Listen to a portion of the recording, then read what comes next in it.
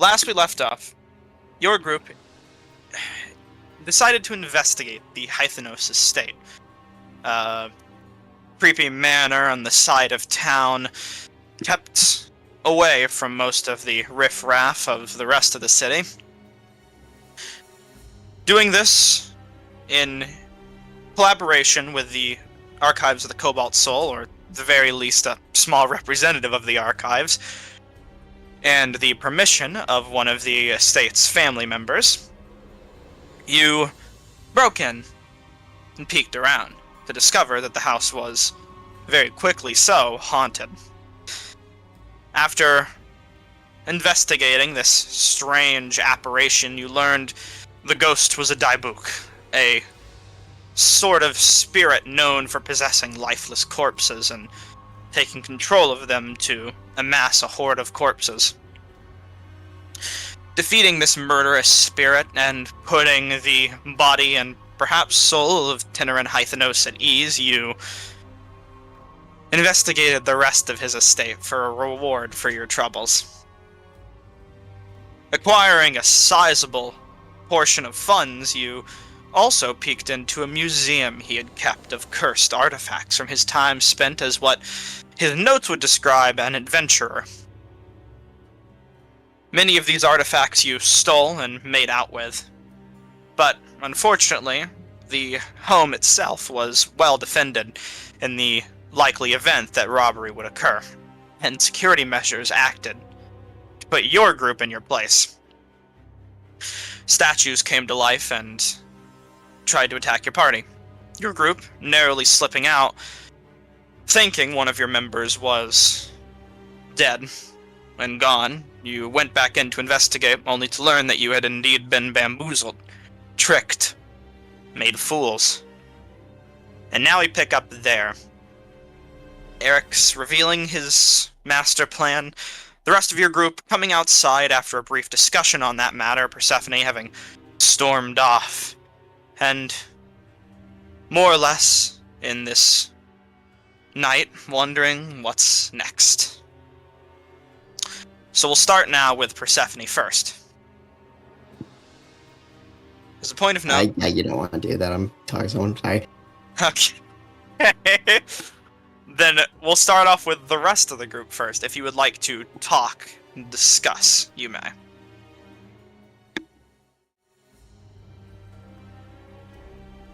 Oh boy. Currently cold and the tension is palpable.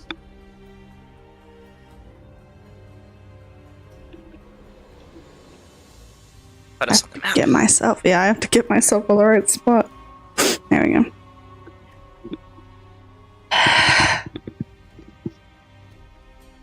Well, we should probably, I guess, try and catch up to wherever Persephone went, but it kind of made her upset, it seems. I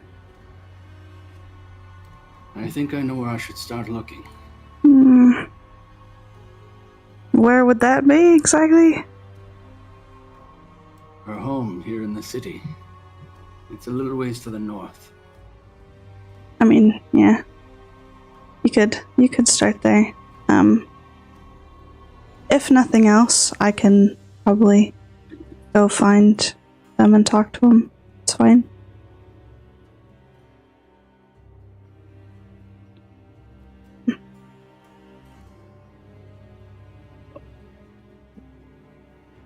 I don't really understand why you needed to do that, though.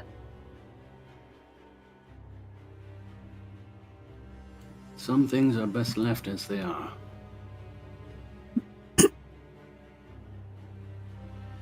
Well, it made me really sad, if it wasn't obvious from the crying.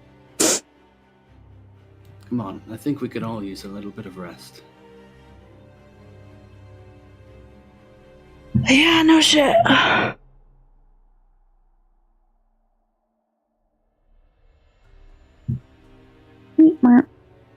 Alright. Where would your group like to go to rest? He wants to try and look over there. Very well. Taking a decently longer route towards the main road, you head down the quiet city streets. Bazan is normally this silent, and even after the great victory with the sacrifice engine plan working out, people are still noticeably scared, keeping within their own quarters and maintaining an air of silence where they can. Windows that were boarded when you first arrived, still boarded. Seems a fixture that would never leave. Curtains closed, lights off. It's like a ghost town, but there is the occasional candle left outside to light the roads themselves and help dispel some of that eeriness, to hopefully make this place seem a bit more livable. On your way through, you pass by a massive obelisk, long since toppled, rune etchings on it, words that you can't quite understand in a language you don't know, but this monument is long since lost its use. It isn't long before you eventually arrive to the home of Persephone, which, before we discover what's going on there, we will have to wait for Keith to get done. No, I'm here now. Hi. Wonderful. Then, in that case, going back around, after Persephone stormed off, where would she have headed next? Sorry, can you say that again? After Persephone stormed off from the party, where would she have head? Well, she did just get her ribs broken, so the infirmary, probably. Very well. In that case, we'll follow that for a little bit. So, heading down the city streets yourself, you follow the lights you've navigated your entire life and find your way eventually to the infirmary. It's quiet this time of night, as is to be expected. Let me get the map ready, but you, for now, just mull about your thoughts. If you'd like to perhaps describe how Persephone might be feeling or what she might be thinking in this time, you may, or you may simply walk in silence. At this point, the adrenaline during the whole situation has definitely rung off. So, I think they're kind of just holding their side, hobbling their way through. They're not too personally broken up about anything, but definitely mad at the situation. Of course. Some slight modifications made. I'll go ahead and put you on the map.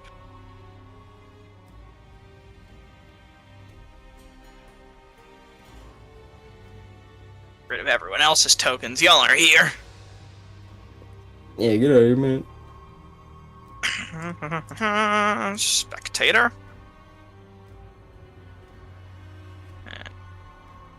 Yep. Infirmary.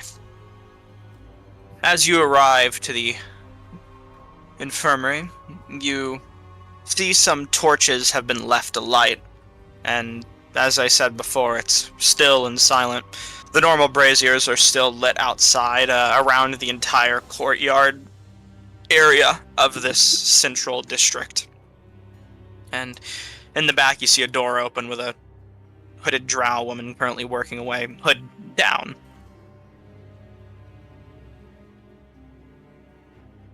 Walking through. Walk through rather silently. You see all the beds are unoccupied at the moment.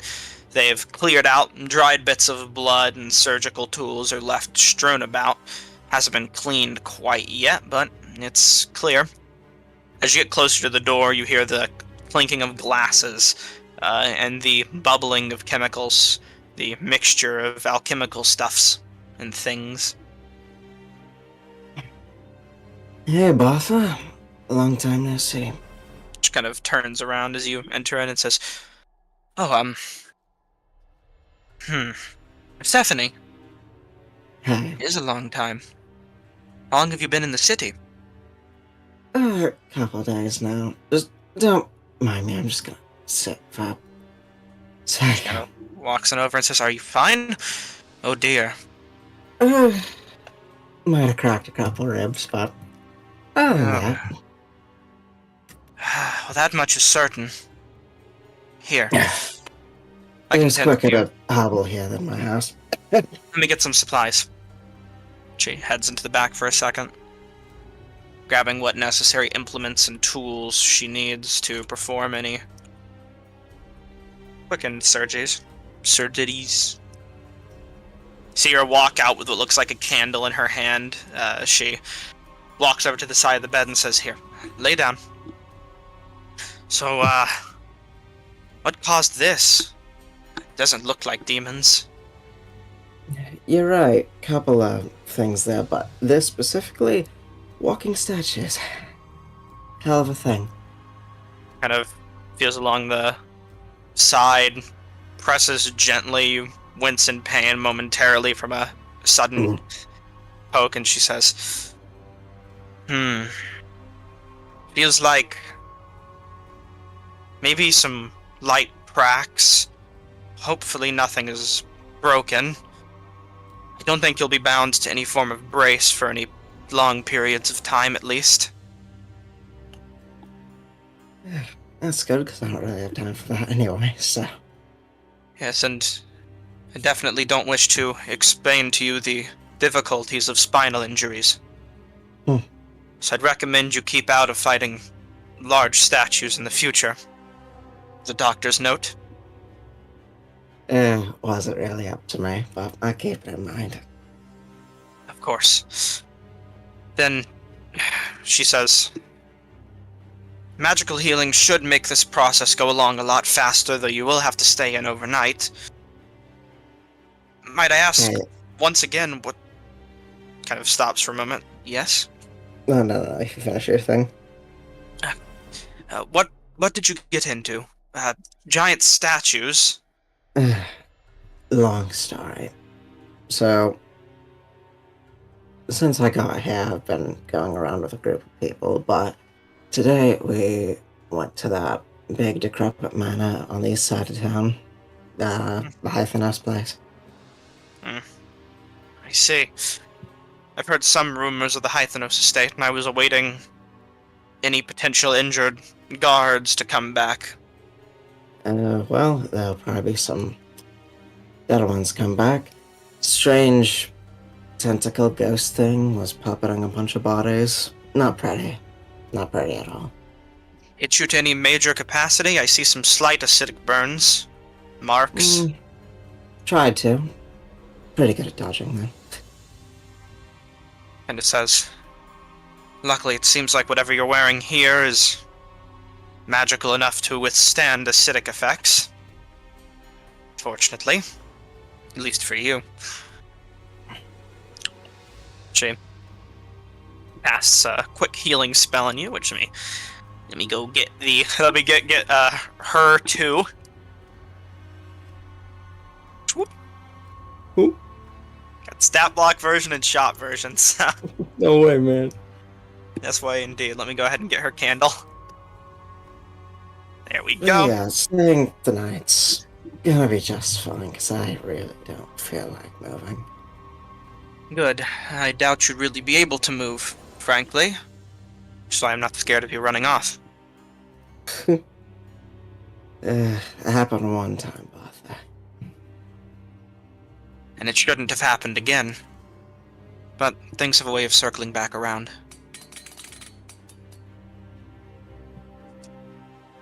She says, "That should loosen up some of the pains. I have some medicines, tonics that you should drink." And it goes back and fetches a few bottles and brings it to you. Essentially alcohol, but it should help lessen the pain. A painkiller. Yeah, Be yeah, careful. alcohol. Take the recommended dosage. We don't want you getting addicted to painkillers. Preferably. Yeah. Preferably. I've seen it happen with a few patients in the past. They just can't help but get off the medicine. Either way, was it just you? No, 3 others, but they're fine. They're not in need of similar medical tending? One of them might be, but that one's a fucker, so... I see. Well, I suppose I'll let you solve that dispute on your own time. But it's good to see that you're alright, at least. Things get harder and harder, but things also seem like they're getting easier. In due time, at least. Kind of walks over across and takes a seat on the nearby bed. Facing towards you. Thankfully, Varen's plan worked, but not without its fair share of patients to bring in. Fortunately, though, strangers coming into town have lended me their aid, which has been a relief. Oh, yeah, that's, yeah, Dermot come in, that's right. Dermot, yes, I believe that was one of the names. The other, strange fellow, I believe his name was Eric's. But it's good to know that there's more, magical healers in the city. Yeah, good thing to know.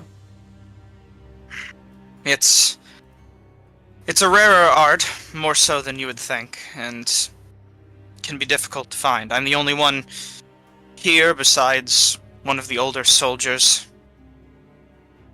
But it's enough. We've actually managed to clear out the building rather substantially, moved the rest of our patients into the surgery hall. I noticed. I honestly thought I was gonna be, sleeping on the floor. But No, fortunately not. it's nice to see things not as... things are still shitty, but not as shitty. That much is true. It was looking grim for a time, but with you and your crew and Varen and his plans, things seem like they're looking up just a bit. Though unfortunately the looming threat always stands. Looks out a window towards the Betrayer Rise peak. Yeah, that place is a hell of a thing. That crew of mine really would like to go in there, which, You're talking, you notice that she's kind of grasping a holy symbol attached to a necklace on her. Just kind of fidgeting with it while you talk. She says, well, obviously I don't need to tell you this, but once again, it's my official recommendation that you avoid doing that. Though I doubt that will stop you. Hasn't stopped anyone else. The crazy thing is that any other time I would just tell them to go fuck themselves. I don't know why I'm actually thinking about it. She kind of says, well, there's certainly a reason.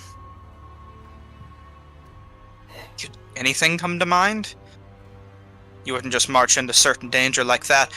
You know that anyone who ever comes out of that place either ends up here or at the crematorium. So why risk it?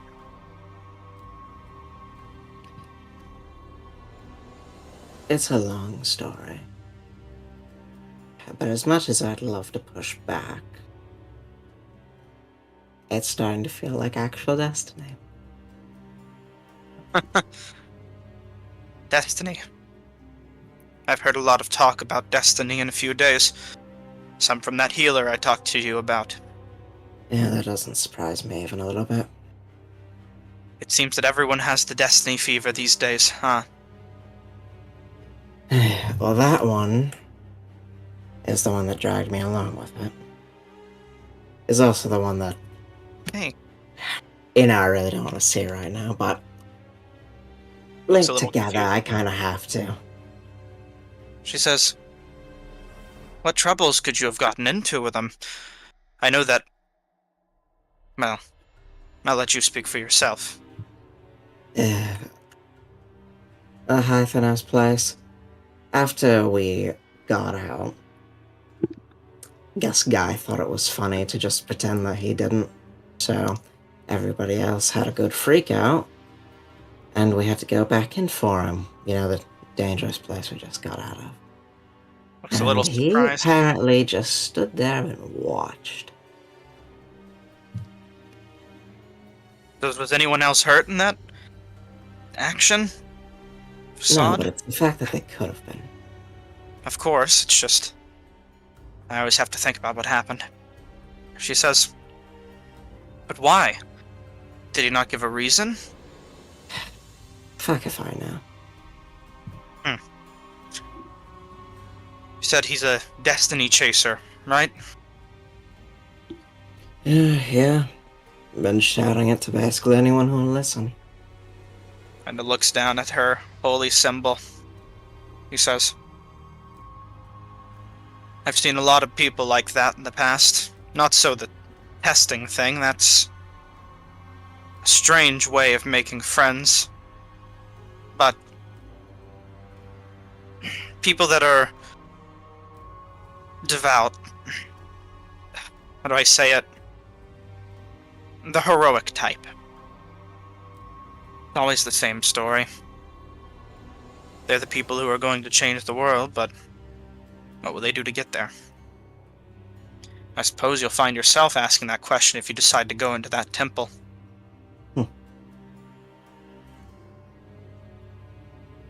If you're truly having a falling out with this person, I would recommend reconciling that before you march into certain death together. Or at the very least, uncertain death.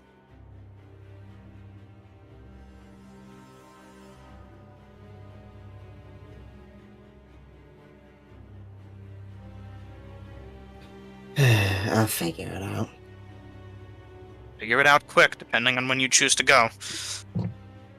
Won't be able to help you going any further. I can offer what supplies I have for a fee, but only so much, and I'll take you up on that in the morning. your companions have already made some purchases too. But yes. I wish you luck, and I do think this is perhaps... I find myself wondering if this has anything to do with Zalicus. Blech. With who? Sometimes I forget. She kind of looks a little concerned for a moment, as if she didn't mean to say that immediately. I don't think it's too much of a surprise, or rather a secret, that I'm not a worshipper of the Luxon. Which is the reason I ended up here, you see. Not a lot of use for magical healers in Rosona that don't worship the Luxon. Most people don't trust it.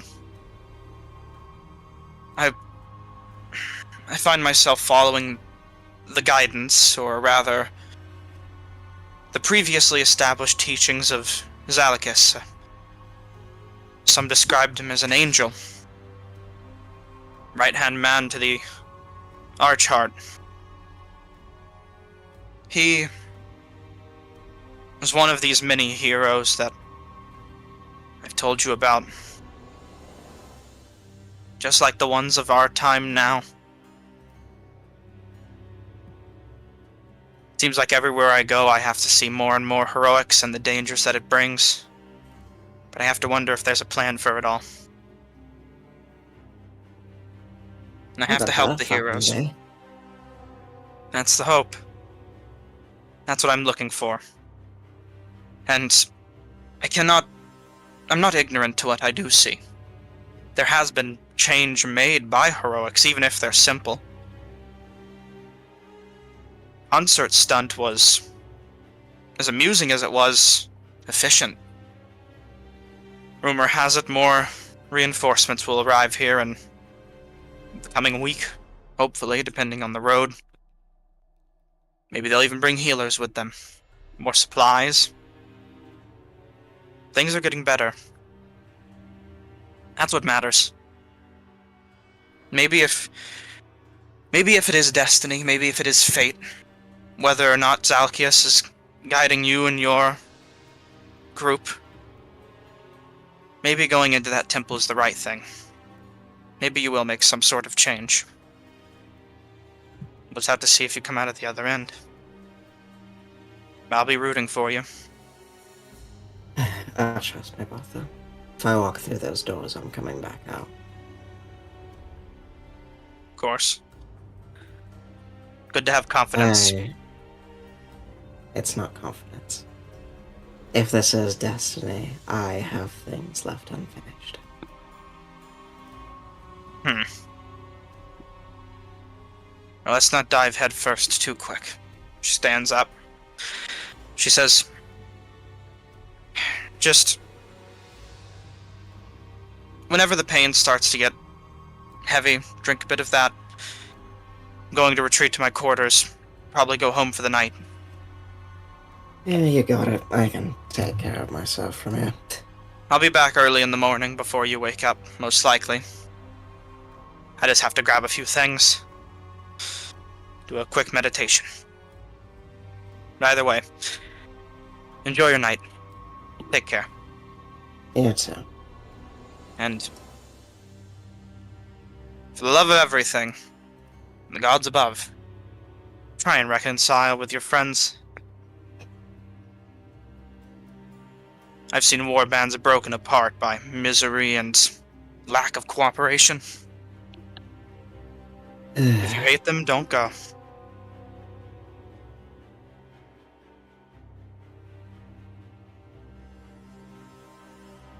With that, she'll walk off, leaving the silence to hang.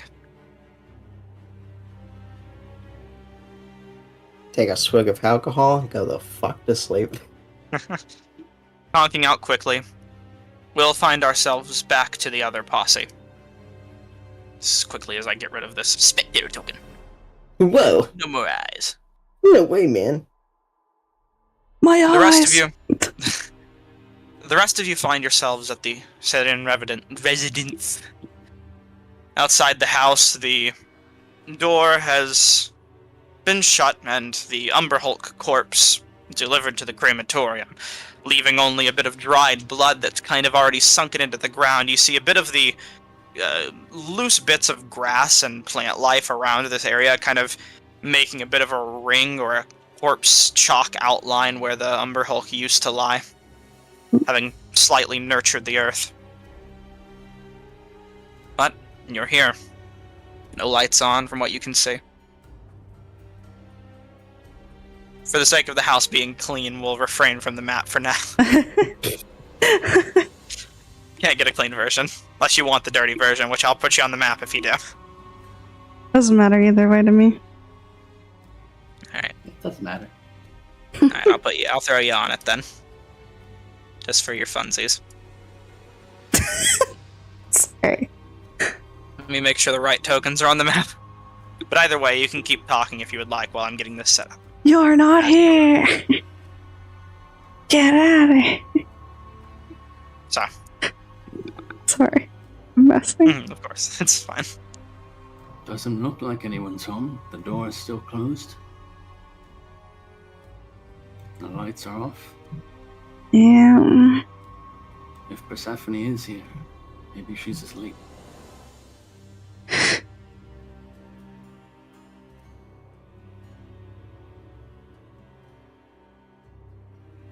Well, either way, you have your room that you paid for, didn't you? Like, at the inn? I suppose it couldn't hurt to knock at least. Okay. Knock.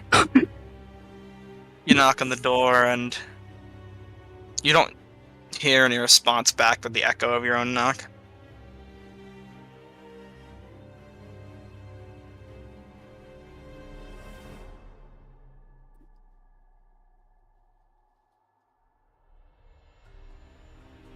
I don't know, buddy. Doesn't look like anybody's here.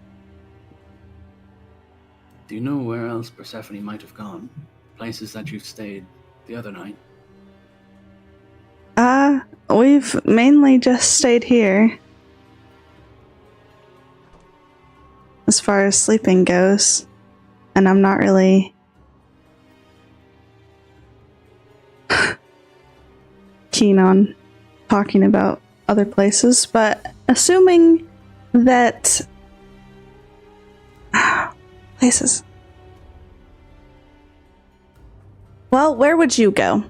If you were hurt and pissed off, where would you go?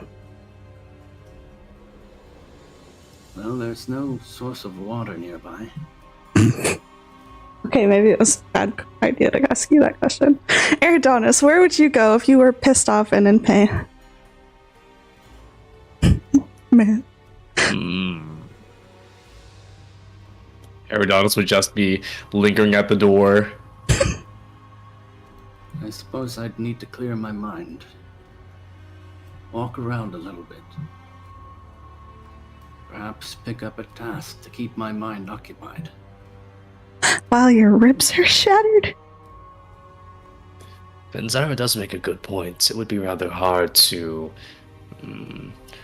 commiserate with half your ribs shattered. Perhaps she sought out healing first. I suppose that leaves either the infirmary or Kelim, but he is probably asleep in his own home by now.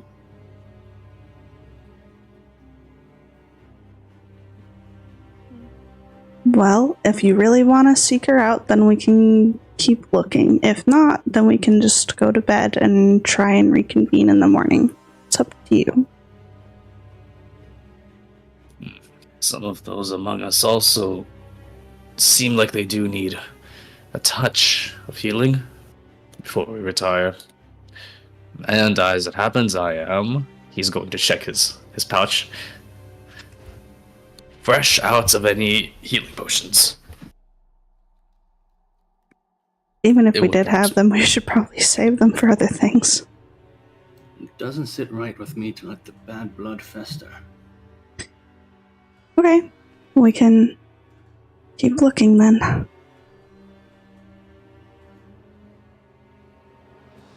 I wouldn't ask you to come with me, but I'll continue to look throughout the city. If you need rest, well, you know where I'm staying. There are plenty of beds there. And good company, I suppose.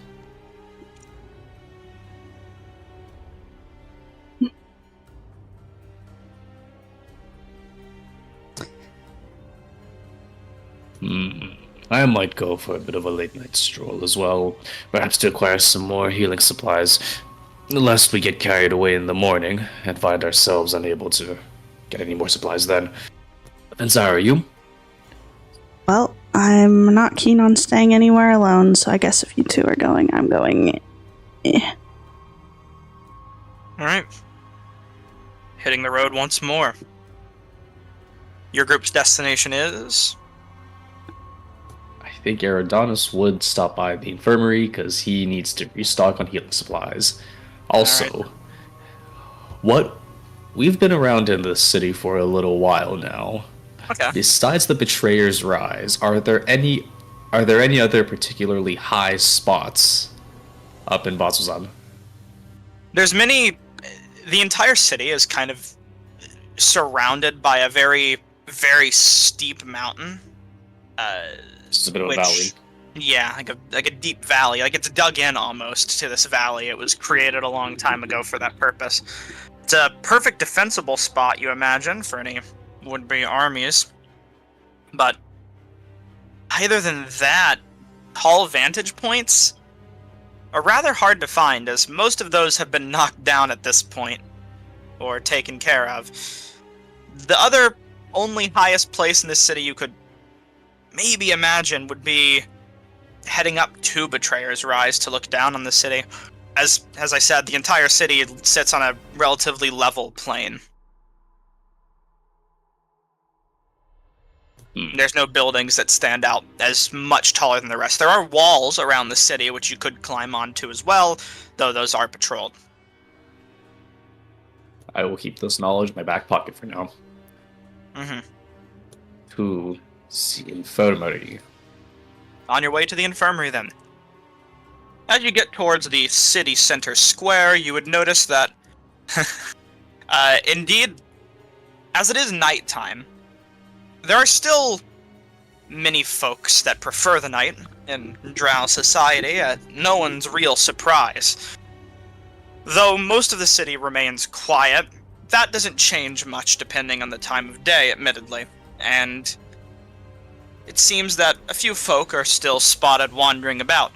Matter of fact, one of the few you meet, you see Baltha, the healer of the infirmary, currently walking outside as you arrive, stepping out of the main entranceway and kind of looking over to your group as you turn the corner. She kind of waves over for you to meet her. And I'll get the map ready. Guess we'll go and see what she has to say, right?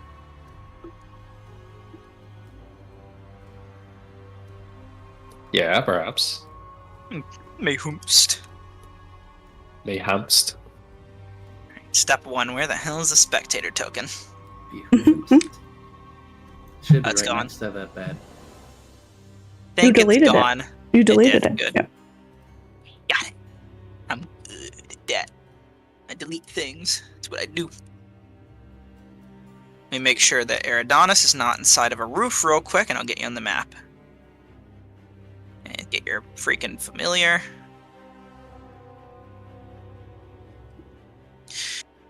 As you approach, the cleric walks out and kind of meets your group halfway. It says, rather silently, hello. Are you in need of any medical assistance? Good evening, Miss Dear. It's a pleasure to meet you again, Erix. As I said before, you all look rough, and I will not lie for them. Your friend did come by and has taken up rest and medicine. She told me what happened with your group, and I want to make sure that all of you are all right before any confrontations need to be had. She is asleep at the moment. I don't think we'll linger for too long, unless Erix wishes to set aside bad blood. But I do thank you for telling us Persephone's here. We had just meant to come by and ask if we were the first injured explorers to come by your door today or tonight. Not the first, nor the last. But such as things are. But as I said, she's currently resting and probably woozy on painkillers. I can let her know in the morning that you all came by if you would like. Tell her where she could meet you if you don't want to go in yourself. But you should probably tend to your own injuries first before any conversations are had. You're right. It's probably better to let her get her rest. A good night's rest would do everyone fine. If you woke her up right now, there would be no progress made. Not to mention the stress of trying to explain things in that state. Of course. I do hope you have yourself a good explanation, though. From what I heard, it sounds rough. And while I'm curious myself, I won't pry. I'm sure I'll hear it all in the morning. Hythanos estate was a rough encounter for all of us. So it sounds. Though, if whatever problem is there has been dealt with, then that does prove a boon, I suppose.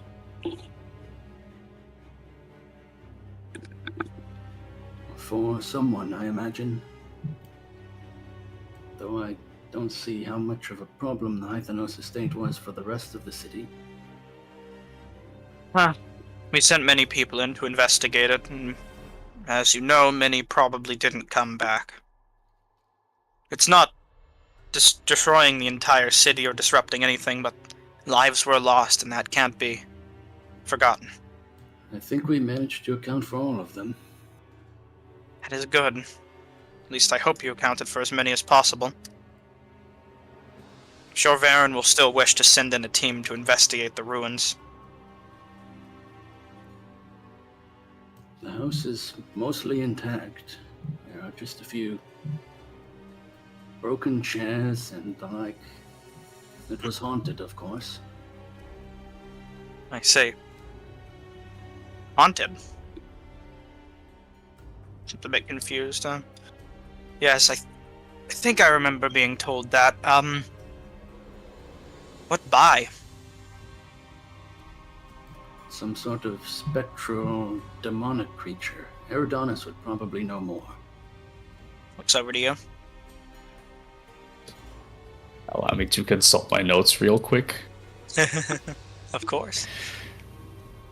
Yes, it appeared to have been that the master of that estate was a collector of certain curiosities. One of them contained some foul creature called a Dybbuk. It got the better of the master, unfortunately. I see.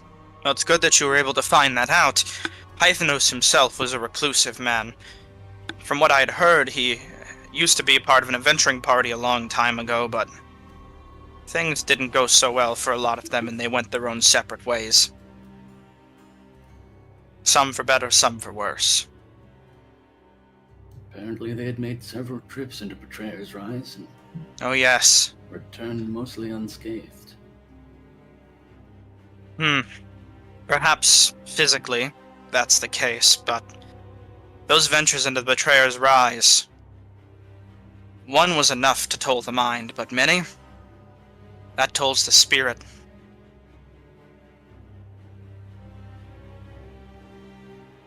It's wise to keep your wits about you if you plan to follow in their footsteps.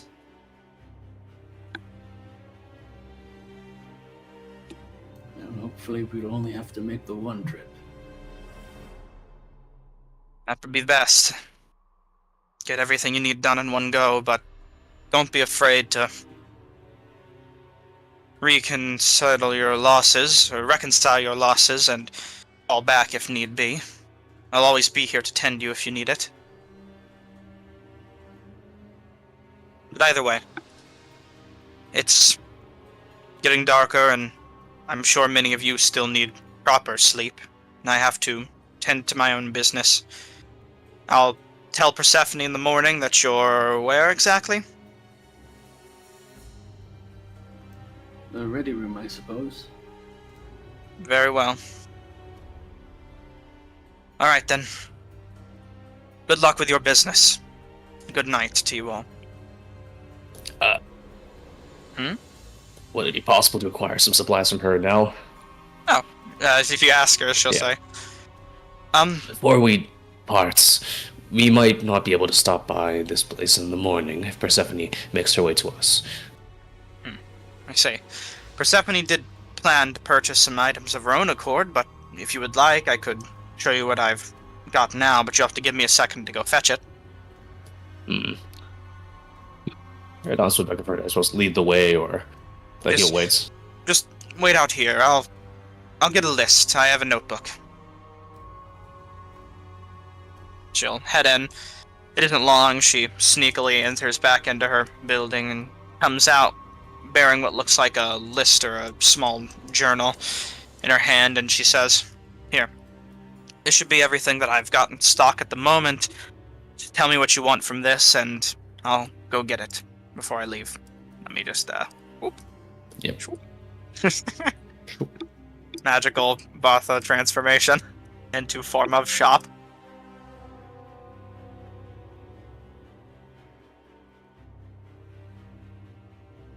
Either way, do what you get to need now. If you want to talk amongst yourselves, you may. Time is yours for the moment. Alright, I shall avail her of 4 healing potions and 1 greater healing potion. Very well. Is there anything anyone else would like? Toxins. Just for my own posterity's sake, is this door like open or unlocked? There's no No door? door per se. Yeah, Okay. it's just a massive opening. All good. I'll see, homie. No worries. And she's keeping intentionally decently quiet. Mhm. It's like one of those military barrack things. Mm-hmm. Just open access.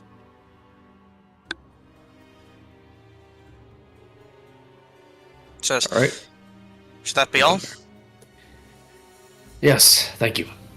Very well, I'll fetch the supplies I can and get them to you real quick before you leave. She'll head back in. You kind of see the fox just skimpering through the building and just give a silent look over towards your familiar before continuing on. Don't worry about it. She'll exit the building soon after, supplies at the ready in hand, and bring them over to you in a nice, neat kind of package or satchel bag, and she'll hand it to you and say, "Here you go. You should do." Admittedly, it's amateur alchemy work, but potions are an easy way to conserve myself.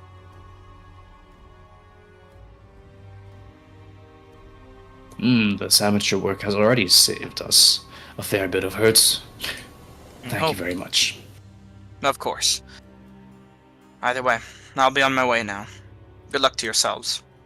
Have a good night. You too. With that, she leaves.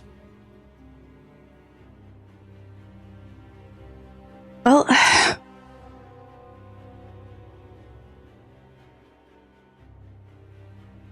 I'm surprised you didn't ask for any healing, Erics.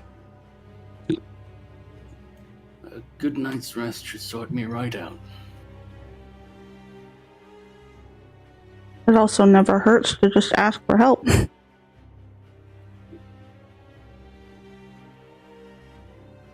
What kind of Galdrushari would I be if I couldn't tend to my own wounds? One that lives? Question mark? I managed to walk here well enough. Alrighty, buddy. Pat him on the shoulder. Ready room, then? Alright. Those hearing no objections, you'll head towards the ready room. Eric's hastily leading the way with a slight limp. Man's limping, bro. Short exhaustion hobble. Far enough away where no one can hear me breathing heavily. Your stamina bar's out, bro. You go, wait a minute. Damn, he's got asthma. Asthma. Probably Alright. a punctured lung or two. Just a few for good taste. For good measure. Let me just do my necessities around the ready room real quick before bringing you there. If there's anything you'd like to talk about or discuss on the way, you may. Yada yada yada. Oh, fucking god. What an image. What a fucking image indeed. That's all I can even say about it, goddamn. I think on the way I'll just like announce to no one in particular, but the others are following behind me. And I'll say,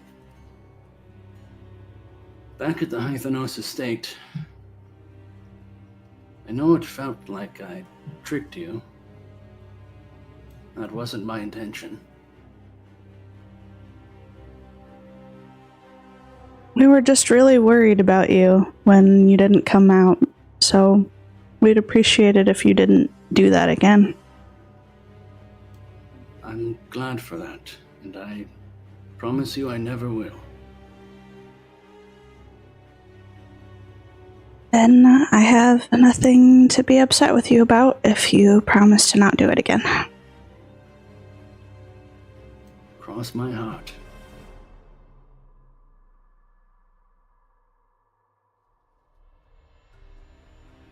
And with that, your group will find yourselves arriving at the ready room. That's a Rukva saying. It's stronger than a pinky promise. That indeed it is. Breaking a promise like that damns your soul to 9 hells and back.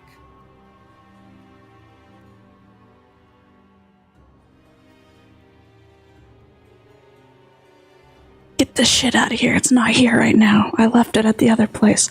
Yeah. Yada yada yada. Get this fucker out of here.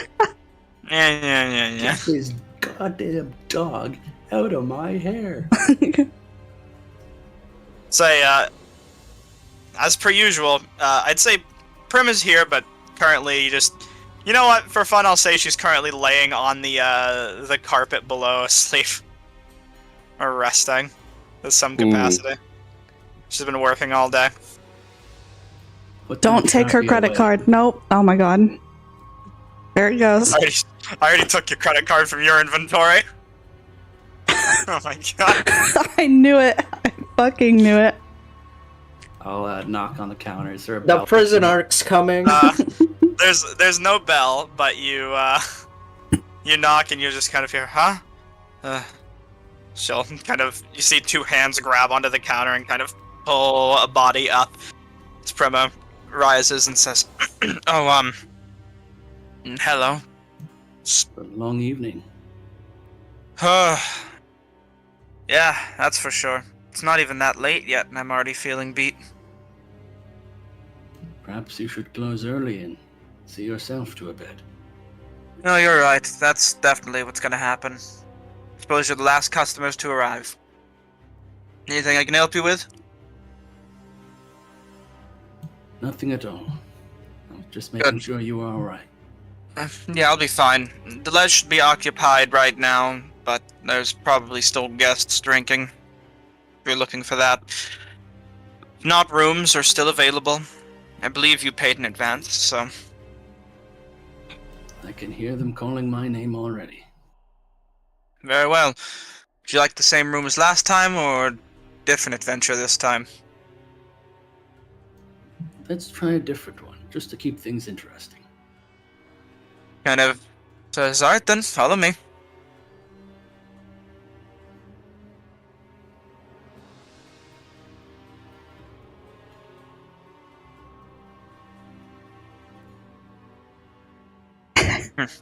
This one should do.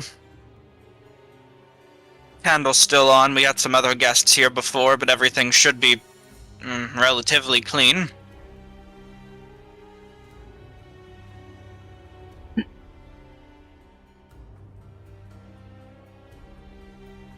Says, well, I'll leave you all to your business now. Good night. Have a good night. Good night, Prima. She'll close the door. Sorry. Whoopsie. Both grab the knob at the same time, fight over the door for a second, and she just lets it go.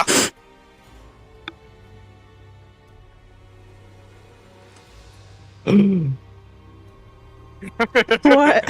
What happened? What are you gasping about? She set the building on fire. Gas leak. No. How sleepy do the others look? Do you two look? Eric's and Fenzira. How exhausted are you? I'm gonna go through the effort of at least like taking off all my metal bits, but then I'm passing right out. I'm completely tapped of all my like magical essence for the most part, so I'm probably pretty conked out. Not to mention, you still feel deathly sick right now from the lethargic as poison fuck. effect. Yeah, And the nauseous. poison as well, it's still affecting you. Yeah. Oh my god. Let me help with that. Okay. Kind of hear face first in the bed.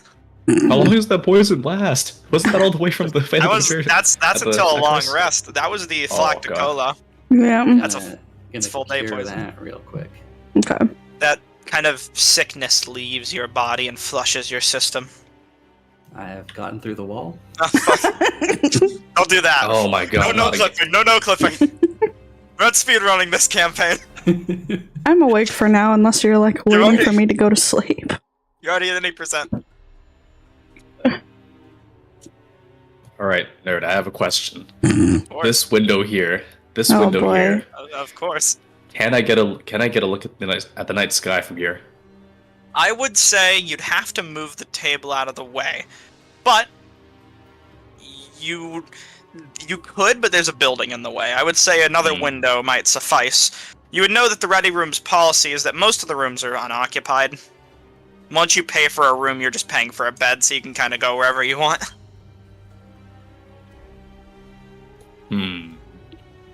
I understand. Nothing I stopping see. you from going to set up on the street outside. Or just going into another I person's room. I might get my liver stolen if I go outside.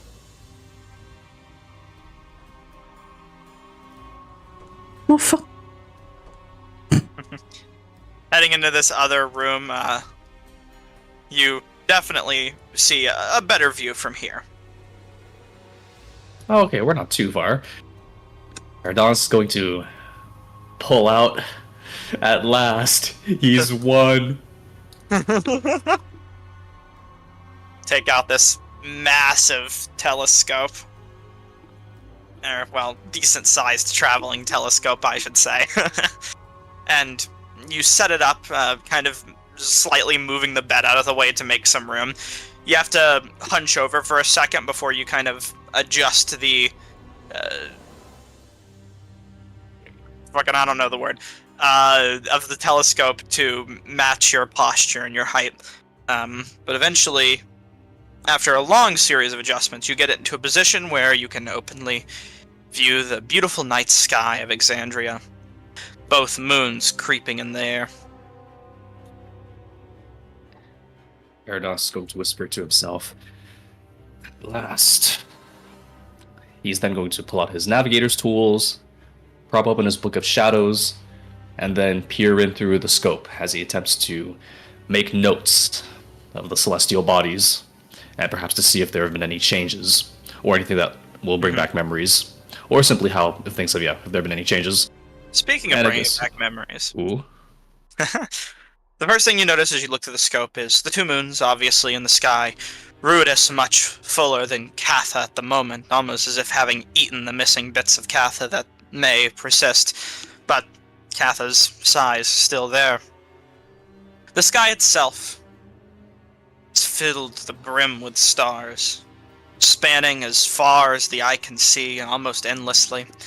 Constellations spelling out stories and histories that mean different things and have different names to varying cultures. It strikes back some memory, some accord.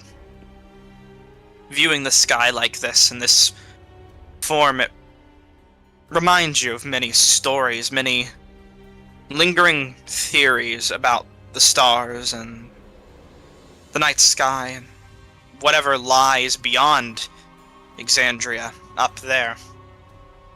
No one's been there, of course, to your knowing, but there's many people who suggest perhaps it's a graveyard, left behind remnants of old gods or whatever might have existed before all of this.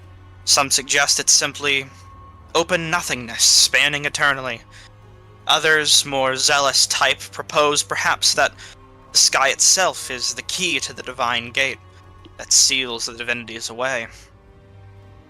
Many questions surround it. In your literature and research before, you definitely recall your interactions with the Luxon from earlier in this journey. Studying the beacon and catching on to that insidious curiosity that your scholarly fellows seem to share with this beacon.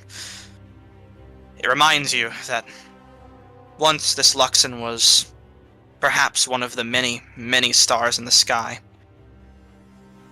And it just trails into some thought. What kind of power could one star have? What could it all mean? And why perhaps should only one star from the heavens come down and be worshipped as so? What secrets do the others hold, perhaps? What mysteries lie up there in those cold heavens? These questions and many more. The ones that have kept you awake for long nights. The ones that have eaten, gnawed at the minds of these scholars who have nothing more to think on, no past to recollect, only what's in front of them.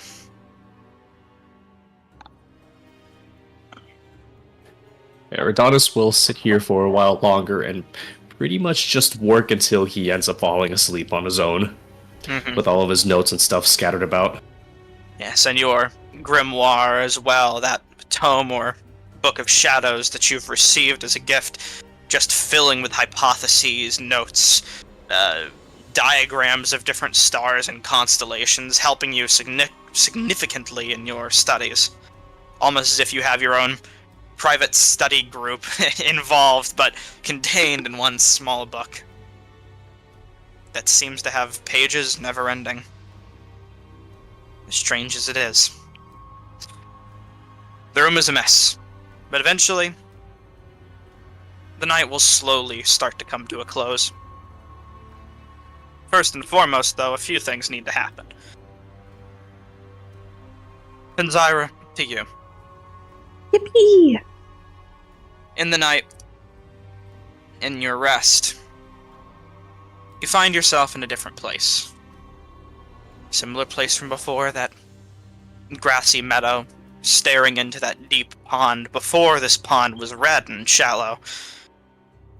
Before it became endlessly deep. Now it's a normal river. Just sitting before you. No longer a pond, but a much longer, stretching body of water that seems to trail off endlessly.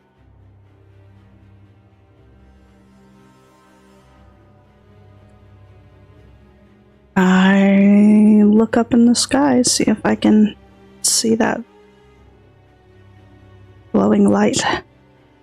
The shining sun, that welcoming star, the spark of Dunamis is definitively there, lingering. Eventually you hear a creaking in the water. You see a raft appear in the river. Stop when it reaches you. I will get on it. You step on, and it's a bit of a shaky start, as this is something you're not too used to. Though you've been on boats sometimes in your past, this is a bit different. Calmer, but unexpected. Eventually you take a seat, and the water picks up again. The river carrying you on. You see the star following along, stuck in that one position that seems ever so close yet unreachable in the sky. Like the sun itself, never changing but always there. You don't see much change in the landscape, but that hilly burrow. And eventually, as you pass over a hill, you see familiar sights. In the distance, once again, out of reach. Your home, the place where you grew up, the people you knew, though only shadows of themselves. Distant memories now. You see dorm halls, almost sliced down the middle, revealing to you an interior of an old school you used to go to, where some fond memories were built, but most abandoned. Time moves ever on. Eventually, your adventures are replayed to you like a cassette or tape. You come to an end of the river, where you are now. The end looking so much like the beginning. The boat itself stops next to this brook.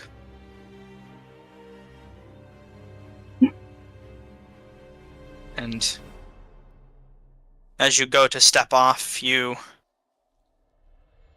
swear you can just hear dripping.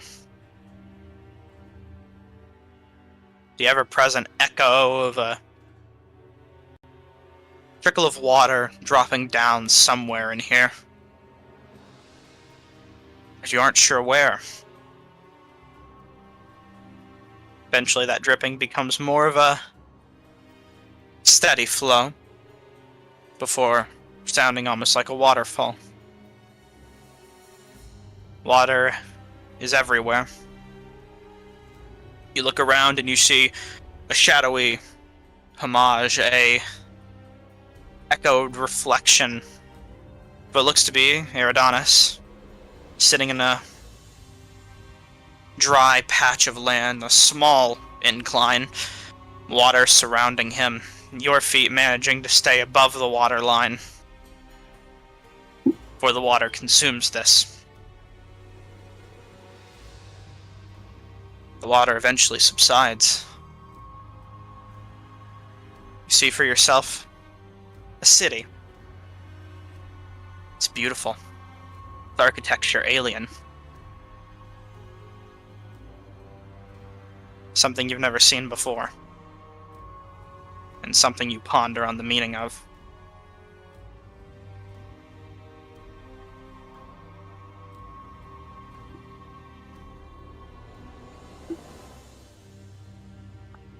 Well then. You think for as long as you can, but eventually, as it always does, this dream comes to an end. You find yourself awaking in the next morning, whenever that may come. With more to think about, more to worry on, more importantly. First acts of the morning. First and foremost, Hitting We'll that start. button. The long rest button. oh yeah, everyone take a long rest. Now's your chance if you didn't already. Oh boy. First and foremost, we'll start with Persephone. And Bonus. there's your spectator token. There you go.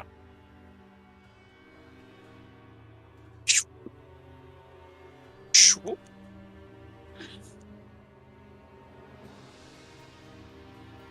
You get the spectator token on clock. There you go.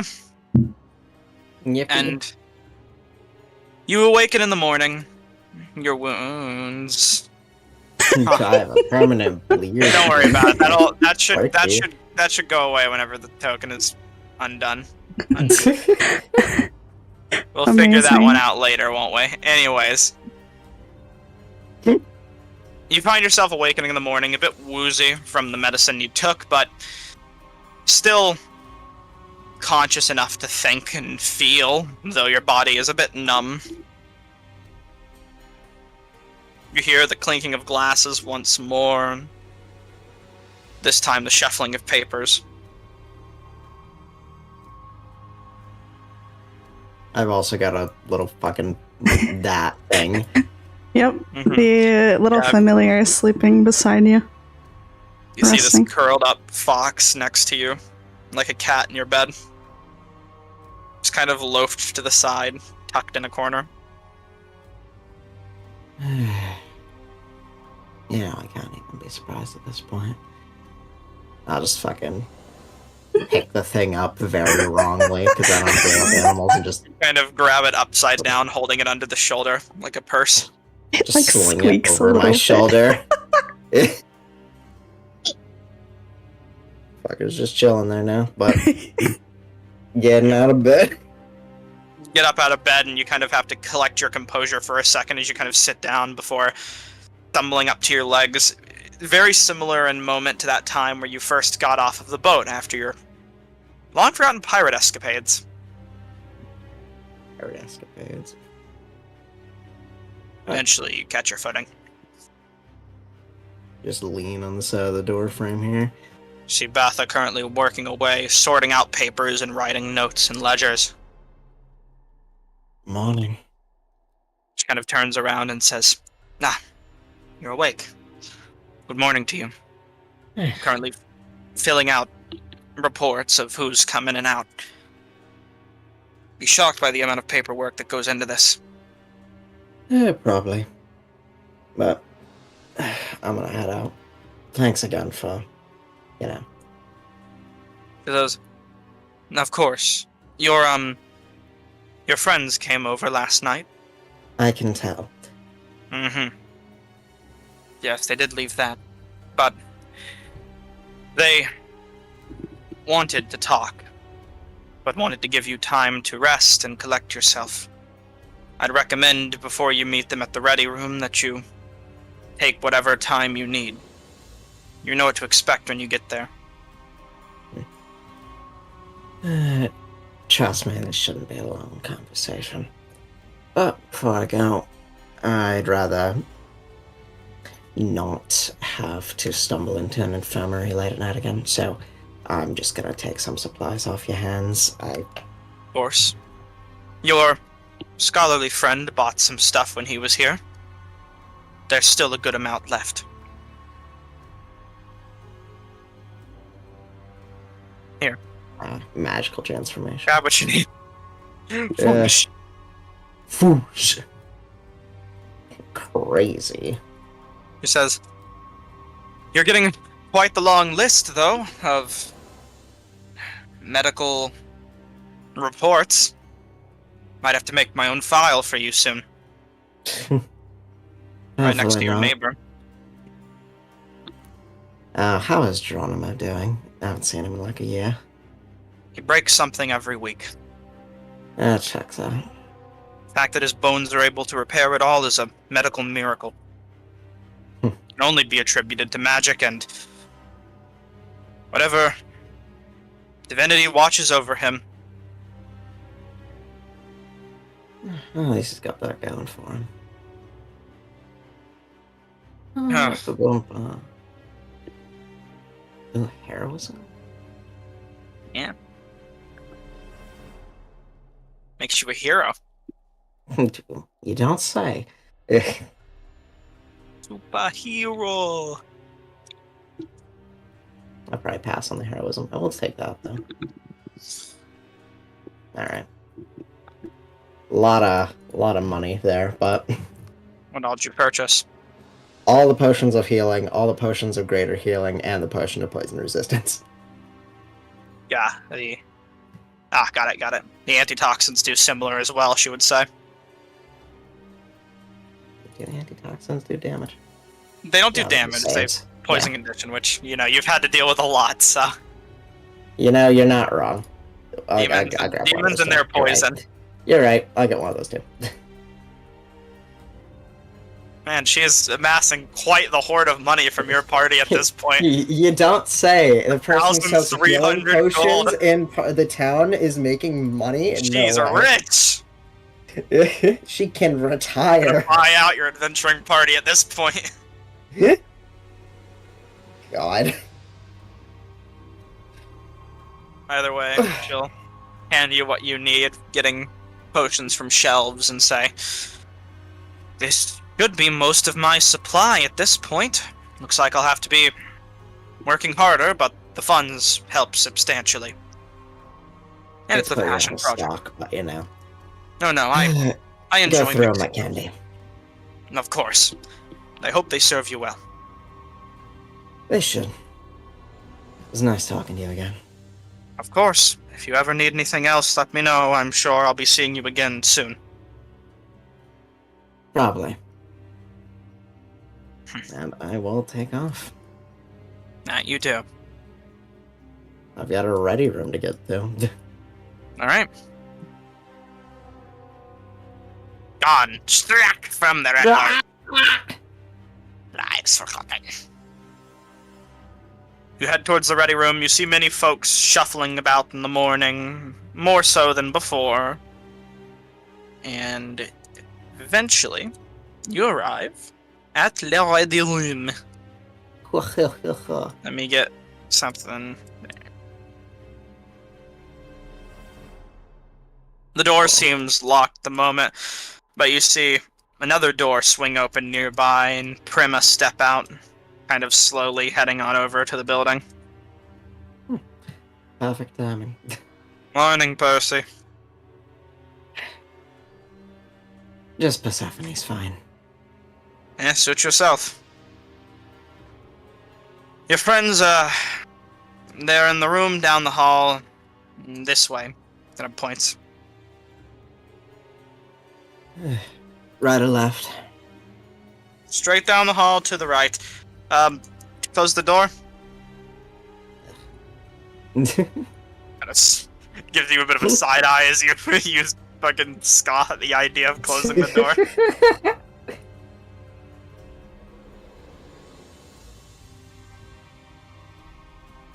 Closing doors? Ain't no way. Bang, bang, bang, bang. You knock, and Finzyra and Eric's, you two, awaken to hearing such, or rather, whatever state you find yourselves in, hear the knocking. Shall not determine my awakened state. Sure thing. Damn, this bitch empty. Oh, there they are. You're blind. They didn't appear for a second. Good morning, Persephone. Yeah. Yeah, and I just pull the fox off my shoulder and just, like, gently toss it onto Fenn's bed. Finzyra is still asleep, but I was hoping that perhaps I could talk to you alone. Sure, why not? Dying to hear this, actually.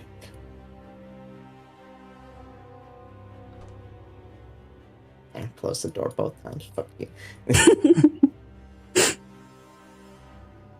Oh no, where I put my notes? A note page. Oh god! Oh. Oh, my monologue notes. The other day at the Hyphenos estate. I shouldn't have done that to you, or to Finzyra, or to Eridanis.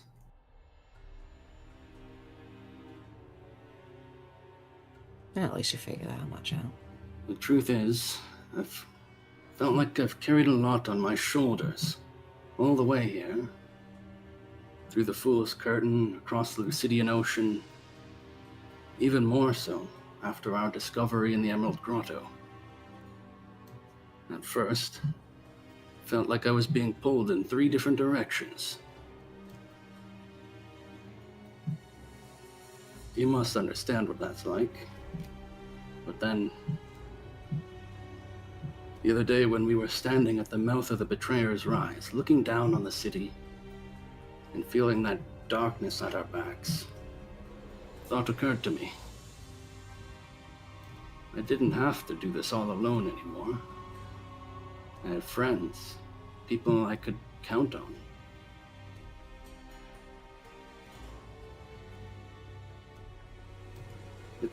I know it's no excuse for deceiving you, but that thought was always commingled with doubts in my mind. I've seen you all fight, bargain, even watched you sleep. But a wonder always lingered in my brain. What if the worst happened?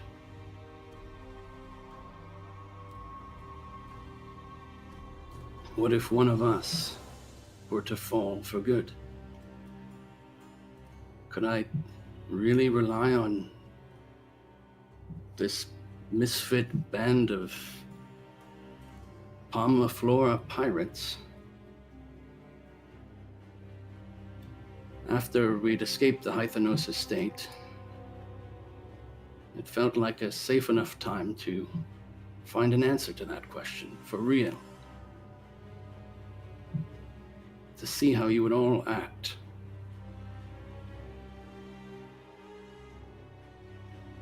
And it luckily didn't put anyone else at risk. And I'm not sorry that I chose that moment over knee-deep in demons in the Betrayer's Rise.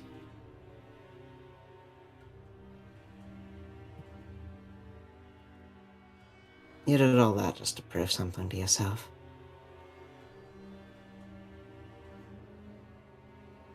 You can burn me with that.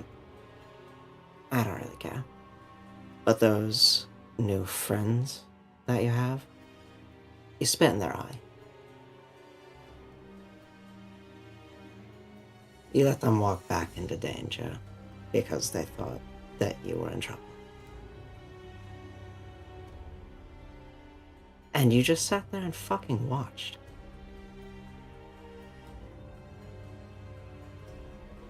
I was always ready, if danger should arise, to pull them out again. But pull them out again. I saw you when we left the place. You were on your last leg, same as me. Just because you don't want to admit it doesn't mean that it's not true. If they got into danger again, there's not a damn thing you could have done about it, other than get yourself killed as well. Sometimes when people are hurt the most, that's when they fight the hardest.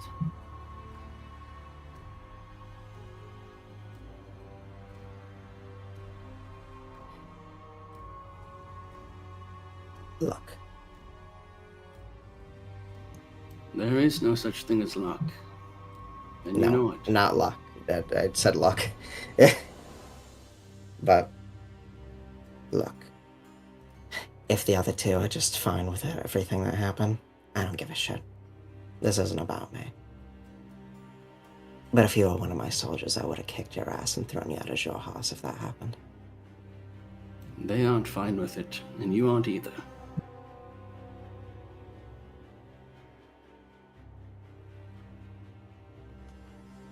And you expect everyone to run into Betrayer's Rise with you just fine after this? After you completely destroyed their trust in you? Not at all. I was expecting to go alone. I'd sooner do Alone? that than put anyone else at risk.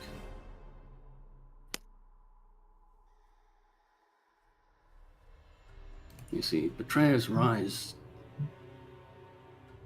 at least according to those that made it out, destroys your mind, whittles away your sanity. Even if you do survive somehow, the demons, the changing hallways, and whatever else lurks in the darkness.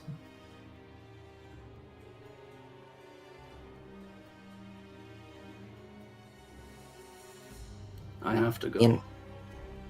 Not because I want to. You know, I think I finally figured out what about you always rubs me the wrong way. It's the fact that you think you can just do anything.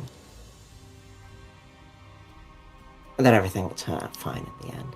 You want to march into Betrayer's Rise by yourself if no one else will go with you. It's the dumbest shit I've ever heard. You can do anything if your heart's in the right place. No. No, you can't. Some things are impossible by yourself. Sometimes, even with a group of people at your back, you still fail.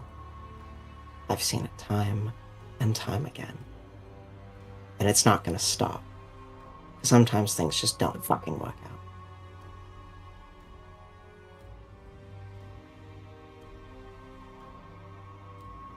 I don't know what the whole greater meaning of this destiny shit is. But we're locked together now. As well as they are. You believe in destiny now. How can you not after some forest creature comes out and tells you all about it? You get some divine revelation. And you have things visit you in your dreams. As much as I would love to say that it's not a thing, it clearly fucking is. You sure you weren't feverish? Confused? Hit your head? I'm damn sure. So, if we're sticking together, because we have to, then we actually need to be able to trust each other. If we're sticking together, then I don't have to shoulder all these burdens alone. I'll take off the Jewel of Three Prayers, and I'll just hold it out to you.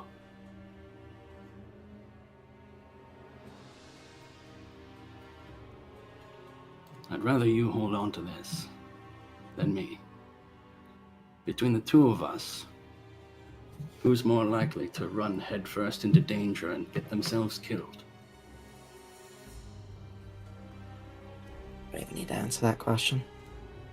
And I might have hesitated before. But since you used this to do that shit yesterday, fine. And I just take it from you.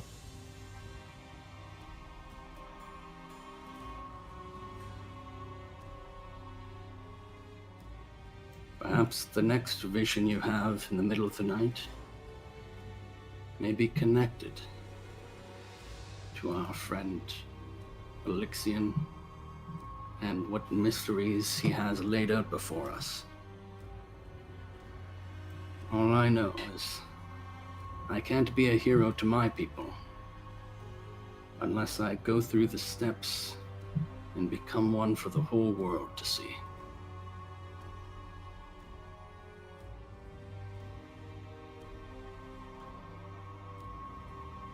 Maybe take a stop. Maybe take a step back and stop shooting for heroism before you're ready for it. Never give up. Never surrender. Preserve your own light. Shelter those who can't defend themselves. Show acts of mercy, kindness, and forgiveness. Beat back despair in the world. And be the beacon of light that brings hope to the darkness. That's my oath. One I've sworn in front of 9 archdruids. One that I'll never renege on. Until the day I die.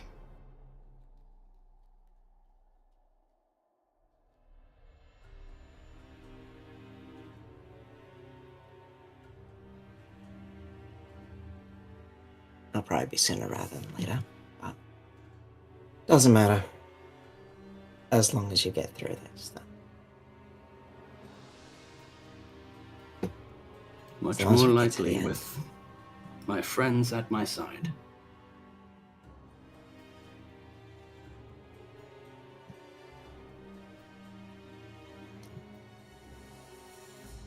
Persephone has to, think for a second.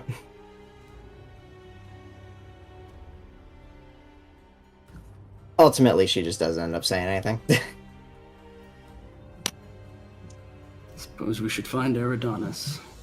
Think he's in one of the rooms nearby. Start saying this, you kind of hear one of the doors to the side creak open.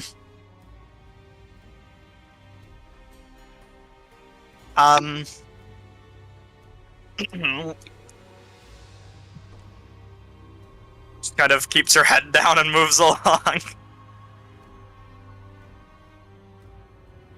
Gonna quietly wonder how much of that she overheard.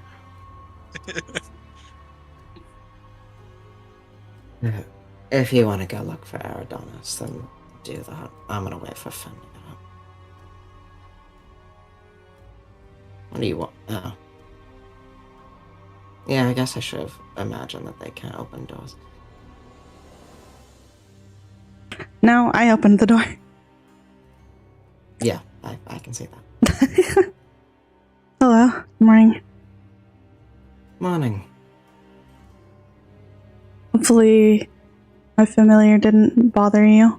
I figured having a little friend to keep you company would be a nice gesture in the morning. I didn't even notice they were there till I woke up.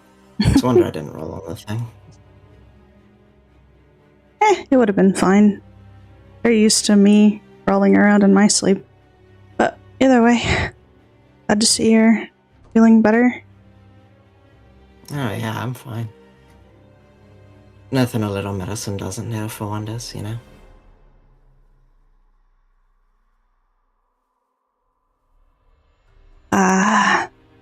Well, Eric's wasn't in the room, so I can easily assume that you two probably found each other. Something like that. Sorry I took off. How are you after the whole, you know? My usual. Sort of just wiped the tears off of my face and put it off to the back of my mind until I could rest. No. We stopped by your house to see if you were there, but you weren't. So, I recommended that they think to themselves where else would be a good spot to go if they were injured and pissed off. But yeah, I didn't tell them where normally you would go when you're upset, if that means anything. I go there more when I'm sad, really.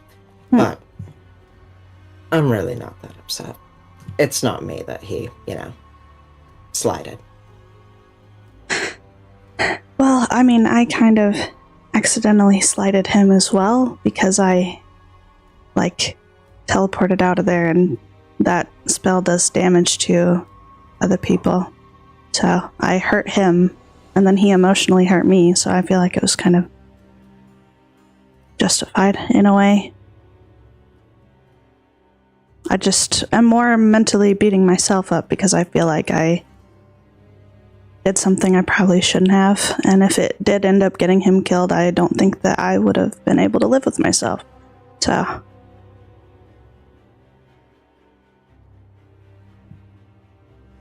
hard to be mad at other people when you're more busy being upset with yourself, kind of, I guess. I mean, if you ask me, I think you did the right thing. You got Adonis out of there, right? It's still 1 out of 2. Listen, Finn. Sometimes in a battle, you just have to be able to trust the people you're standing around to be able to handle themselves. And despite the fact he immediately went and fucked it up, Eric's was worth trusting. He's a sturdy guy, can hold himself just fine. I mean, I figured as much. Too, for somebody who doesn't think all that much. I mean, I figured as much. I knew he could have go invisible or have some other way of getting out. I didn't think that he would stay invisible. Yeah, like that. Yeah, I mean, it's fine. I get it. It was probably one of the better choices I could have made in the moment. But, I don't know. I just don't like hurting my friends, so.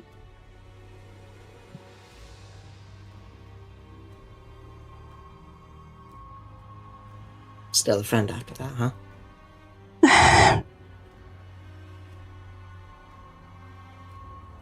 I mean, I don't hate him. I'm not happy, but I'm used to having arguments and disagreements with family members, so I'm just kind of treating it like one of those things.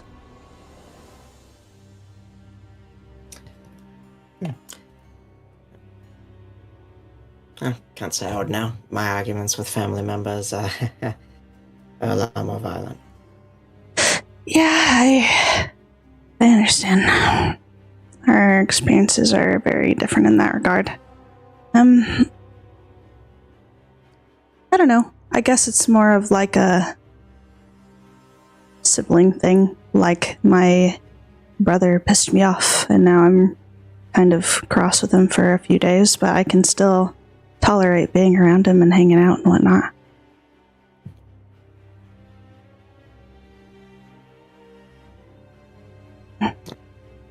As long as you're dealing with it fine, considering where he wants us to go. Have to have a clear head doing that, or you'll, get killed.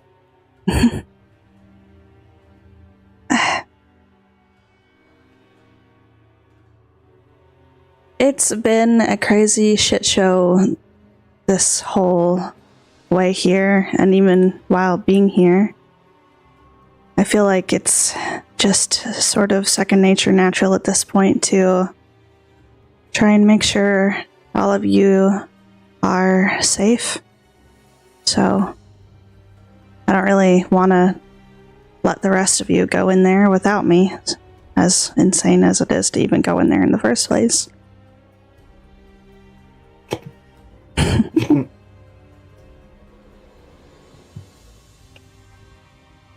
But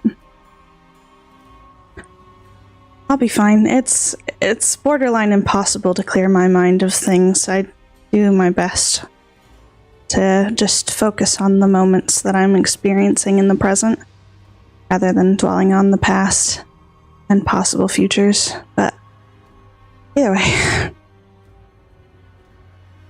Surprised you don't have a spell for clearing your mind, honestly. You know, that would be amazing. Yeah.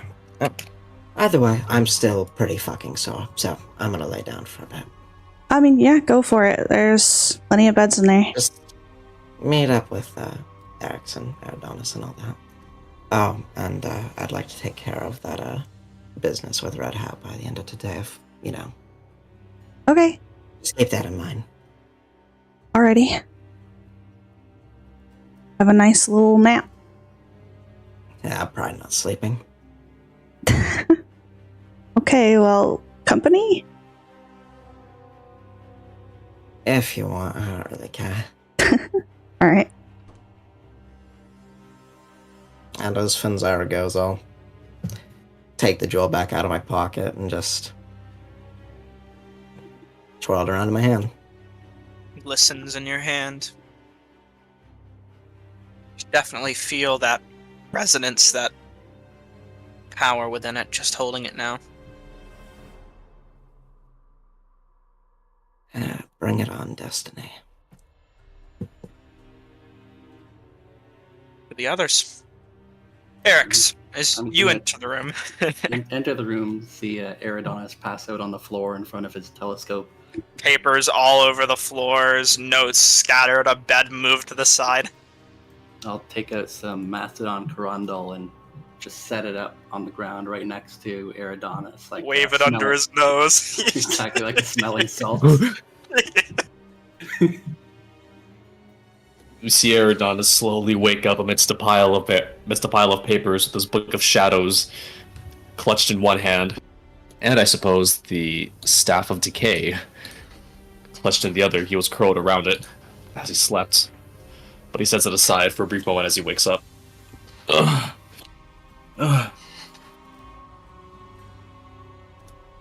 morning. I thought you might like some breakfast. Alright, after that, we're bringing Eric's one tick up. Oh my god. Eric's. You are a most welcome sight. I suppose Aerodon's is going to consume the Corundal with whatever benefits it entails. I think you gain 1d10 temp HP and 2 hit dice. Oh, let me see. I have one myself. Oh, is that your food from, let's see. 2 of these hit dice and restores 1d10 hit points. Oh, that's your meal from the I couldn't caravan. tell you where that was from. That was from Navian. That was when you guys met the, like Aurora Watch camp on your travel to Bazazan. That has been there for a bit. It's cold. It's a little green. Let's pretend I found a fantasy microwave. It's cold. It's slightly warm. It's a little green where green shouldn't be, but that adds flavor and personality to this meal in Aerodonis' eyes. Am I going to get poisoned if I eat this? Likely. You'll probably be fine. It's rotten food. If it gives you food poisoning, it won't be for a while, and you've eaten a lot of stranger things. Even Iron Gut at this point. Awesome. I'm sure Aerodonus at this point does Add it have a to your spoon inventory. somewhere in his pack. Oh god. It should be in there now. I see I have 2 Mastodon Corundal. You have two. You should only have one. I think you ate one of. I think most of these were eaten, but they didn't get marked off of your sheets. Oh well, we'll just say you have Excellent. two. Fine. I'll eat one. Yeah, I think inventory tracking got confusing with these, but that's all good. You eat it and get what you wish. I also did accidentally buy a healer's kit. Accidentally? Yeah. Where? Just up in chat 5 minutes ago. Oh, whoops. I'll remove that. How much? Let's see. Add back the amount of money it cost. 5 coins, it looks like. Yeah, I think it was 5 gold. Yeah. I'll go add that back to our shop. You're good. All's right in the world. Perhaps you'd like to go wash that down with some proper mushy rice? I'm sure that breakfast has started upstairs. Perhaps.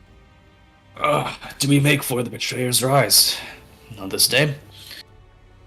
I do have one errand to attend to first. And I think the others might be planning something in the next room over.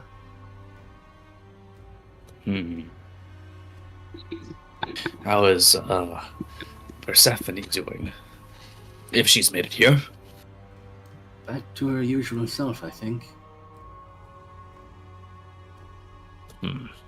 That is good. Close to usual as you can get, I suppose.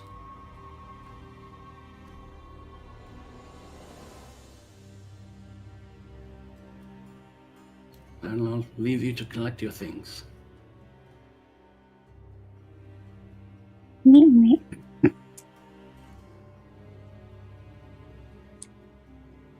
Hello. Good morning.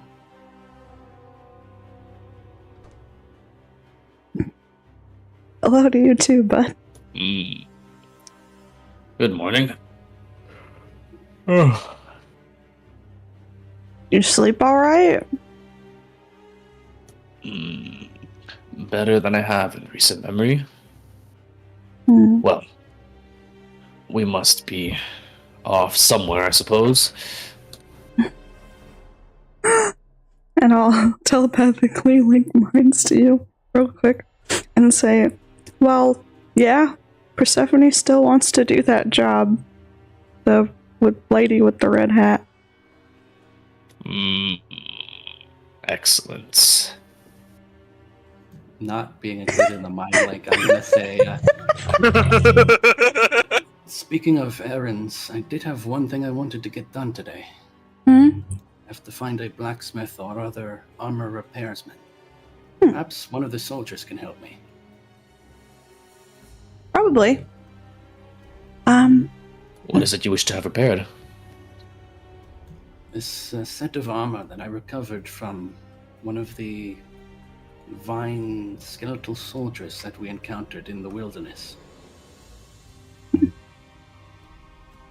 That Russian captain, yes. I'm sure there's someone at the barracks who'd be able to repair that. The armory. I will head down after breakfast and make swift of my activities. I don't think I should be long. Is there something that you wanted to get done in the meantime? Paradox telepathically linked to Fenzira. Should we something tells me we might be best to not keep him abreast of this extracurricular undertaking of ours. And after all, he's already pulled one over us, and we only do this out of concern for his own well-being. I'm gonna leave that up to you, buddy. It's a real delicate situation at the moment, emotionally, regardless, but you know, you do you. Oh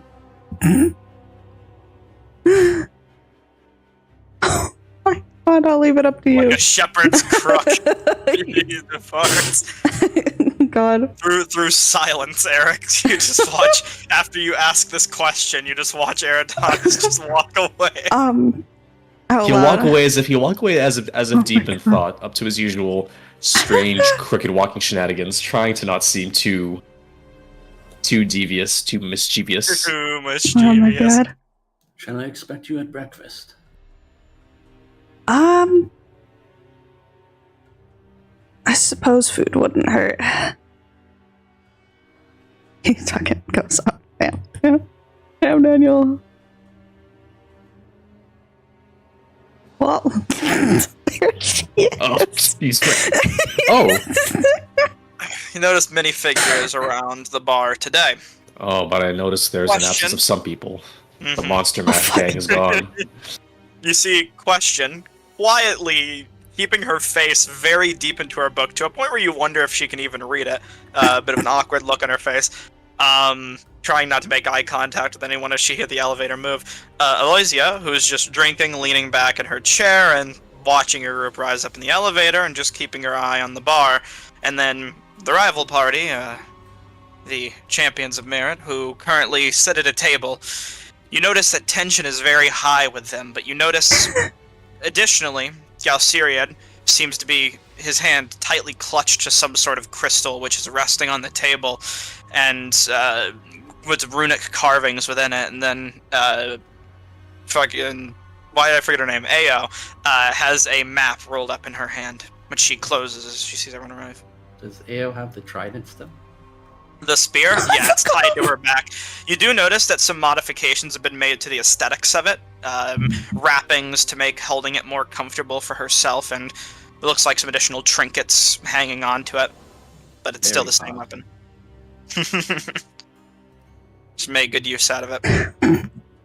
But as you approach Galceriad and the rivals, they all kind of look over to you.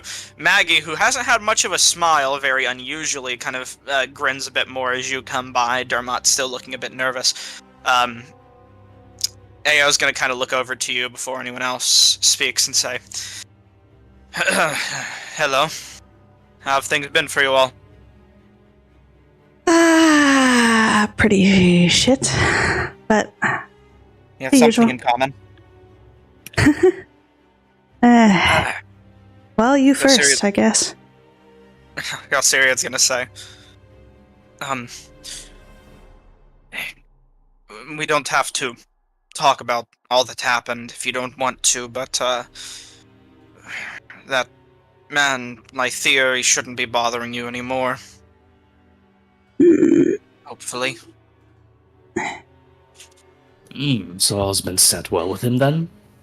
Eridos would say, clapping Galceriad on the shoulder. Kind of seems a bit off-put by this, very obviously. Bit of a scowl to his mouth, and he kind of just takes your hand and lifts it off his shoulder to the side. And he says, "Yes, he's dealt with for now. Shouldn't be a problem for anyone for the time being. I suppose he's probably left the city by now. It was just a misunderstanding on his part." Aya says, "So no hard feelings to anyone. But yeah, things have been shit, but they'll get better. Hopefully." Things weren't all bad. There was a song and a dance here and there, wasn't there, Fanzara? Are you talking about the section where we were herding demons into a grinder? Is that what you're talking about? Is it so wrong to call it that? I mean, there was music, but there was also a lot of chaos. I'm glad that you've all been able to sing and dance. It was kind of just not gives her a dancing. bit of a look. Not dancing. Mm-hmm. The very slightest amount of disdain in her tone from that one. And she'll kind of just take a deep breath and say, "Well, we had to do a job for Galceriad's brother here. Oh? And we've got a bit more guidance out of the situation."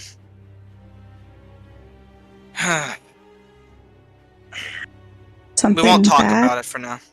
Okay. A bit. But we made sure to pilfer a few things on our way out. Kind of clutches the map tightly. We're going to be heading into the Betrayer's Rise soon. As are we, I believe. Well, maybe we'll run into each other, but I doubt it. We have different tactics in mind. Fair enough. You know what? Hold on. hold on. I have What? something in my pocket here. Okay. Give me just a sec. Yes, here we go. Detect thoughts. I've been needing to cast this earlier. Oh, okay. Oh, you were casting that? I Oh was my like, I've been needing to God. cast it. I've been needing to cast it earlier when we said entered into here, but said you had something, and I was like, oh, is he gonna pull out like an item for it? Nope. Reading. So, whose mind are you prying towards immediately? I suppose Ao, although he wants to, Eridans would want to take a cursory glance over every other party member, sensing, I suppose, this All right. anxiety, right? Anxiety, this tension in the air between them. Something's To give clearly you- wrong. To give you a quick read on everyone. To read Ao's mind, it's more of like she's jotting notes, like a mind of someone who's planning, a tactician, if you would. Her focus is what you really are able to pick up on mostly, besides her emotions, which seem stressed and eager to prove herself. And you would notice that she is focusing a lot on the gem that Galceriad has after she tells you that previous line.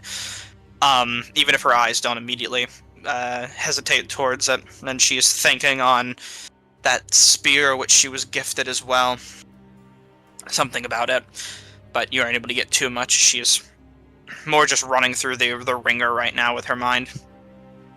And for Galceriad, same kind of feeling. For him, there's an uncertainty that he's not used to.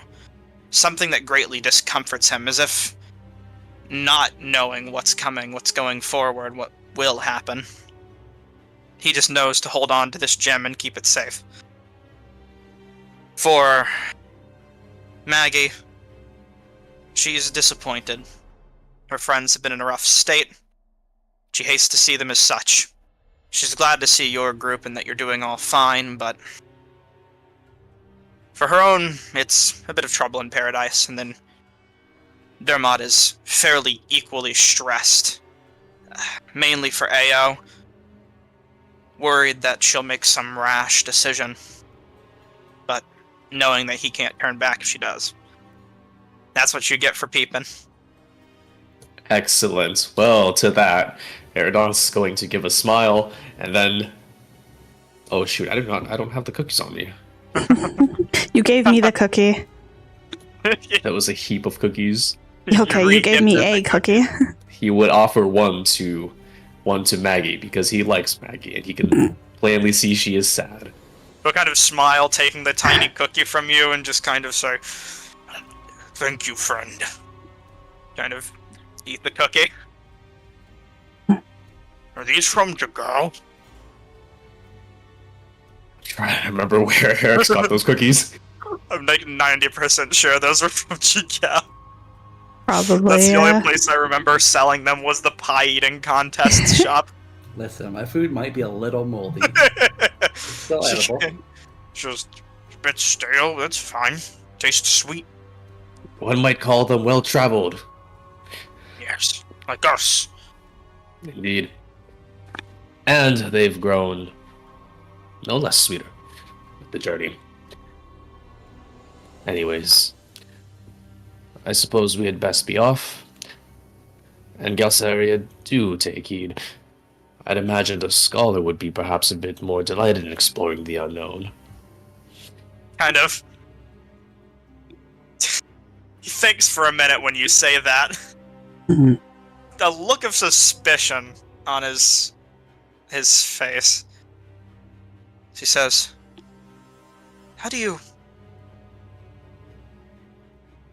Then Why, it's Quick plain check it's on your needs to be face. No. Deception check? Yeah, please. He's rolling an insight check. I was just about to say. Is guidance possible here? You know what? This is a. Yeah, I don't need it. This I don't is think I a need different situation for guidance. Visibly cast another spell right in front of him. I know, right? Ugh. Well, he didn't roll high, and you did. Eridon's is a master at lying to people. Oh my goodness. Kind of looks a bit angry, like studying you, but even though you can still read his mind, he can't put his finger on it. It's not enough for now. It's not worth his time. Erdonis will give him the most unsettling comic smile he can, his teeth fully bared. Keeps And a then bit he's of going deadpan to, expression. and then he's going to walk off, and I suppose get some more food. He wanders away. The third of us look to you, Finzyra, and say, like I said before, I'm glad that we could help each other. Just try to be more careful with who's following you in the future. Don't know if I can do that again. I didn't Just even know lucky I that it was someone I being knew. followed. That's the tricky part of being followed. They won't tell you. Till it's too late.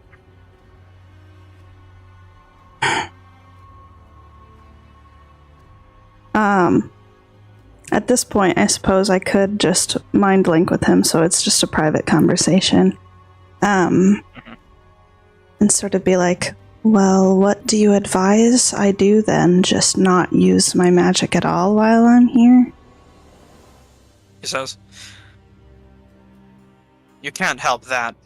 When you're in the Betrayer's Rise, I doubt anyone will be able to detect that sort of thing.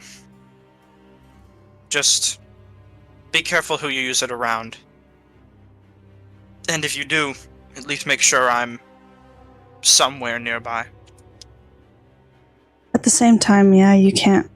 I don't expect you to bail me out of everything. I should deal with my own stuff.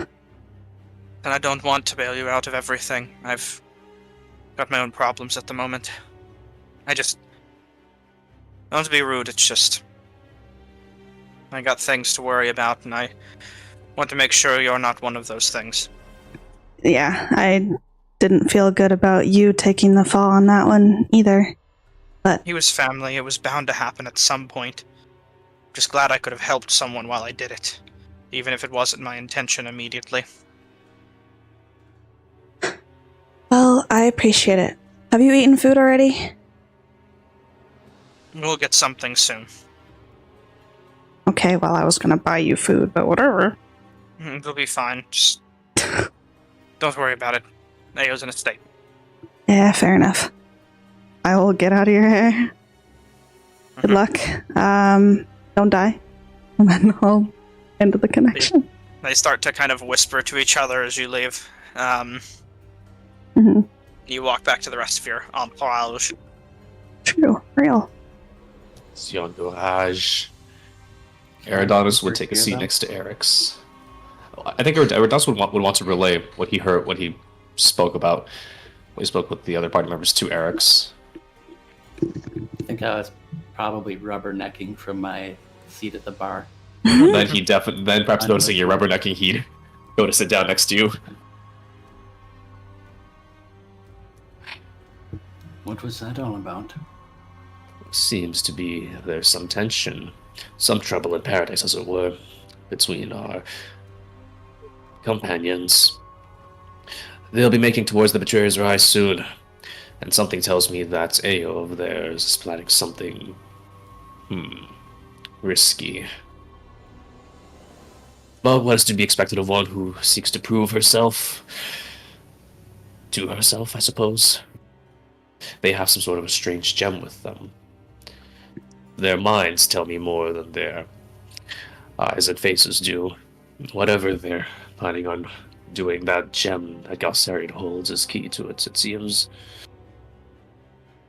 The others are nervous about their captain's plan. Perhaps we should keep a lookout for them if we do happen to cross paths in the Betrayer's Rise.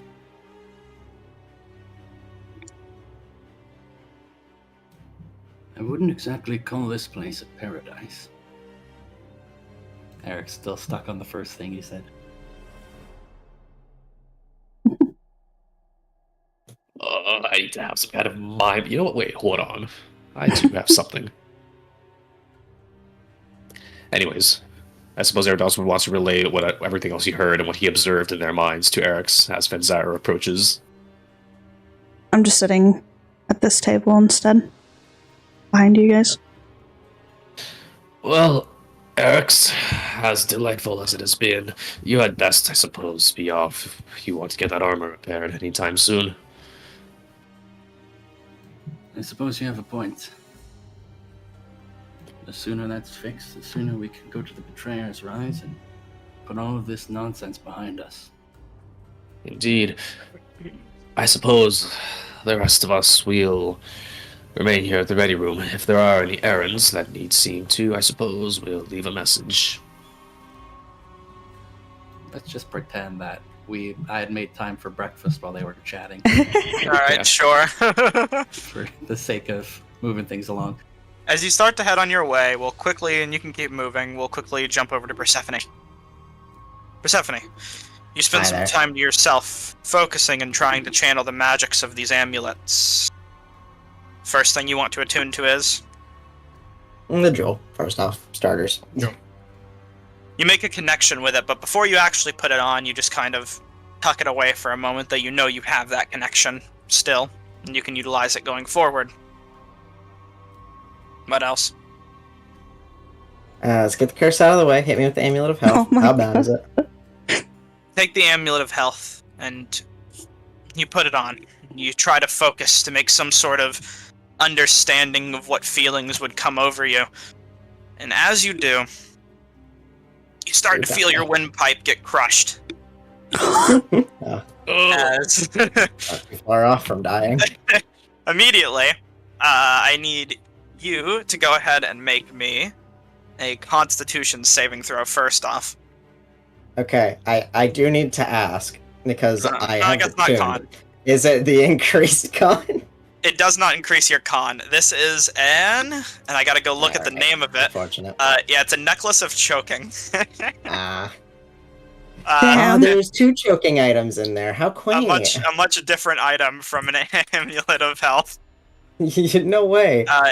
So yeah, the con save was unnecessary. As I said, I walked back on that because I just realized Oh, it was a straight number. But it was a good roll, so you know, hey, maybe that luck will carry with you.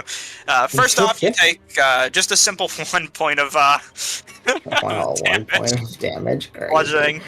And it's just strangling you and choking you. Though I believe you do have a limited amount of rounds before running out of oxygen can kill you.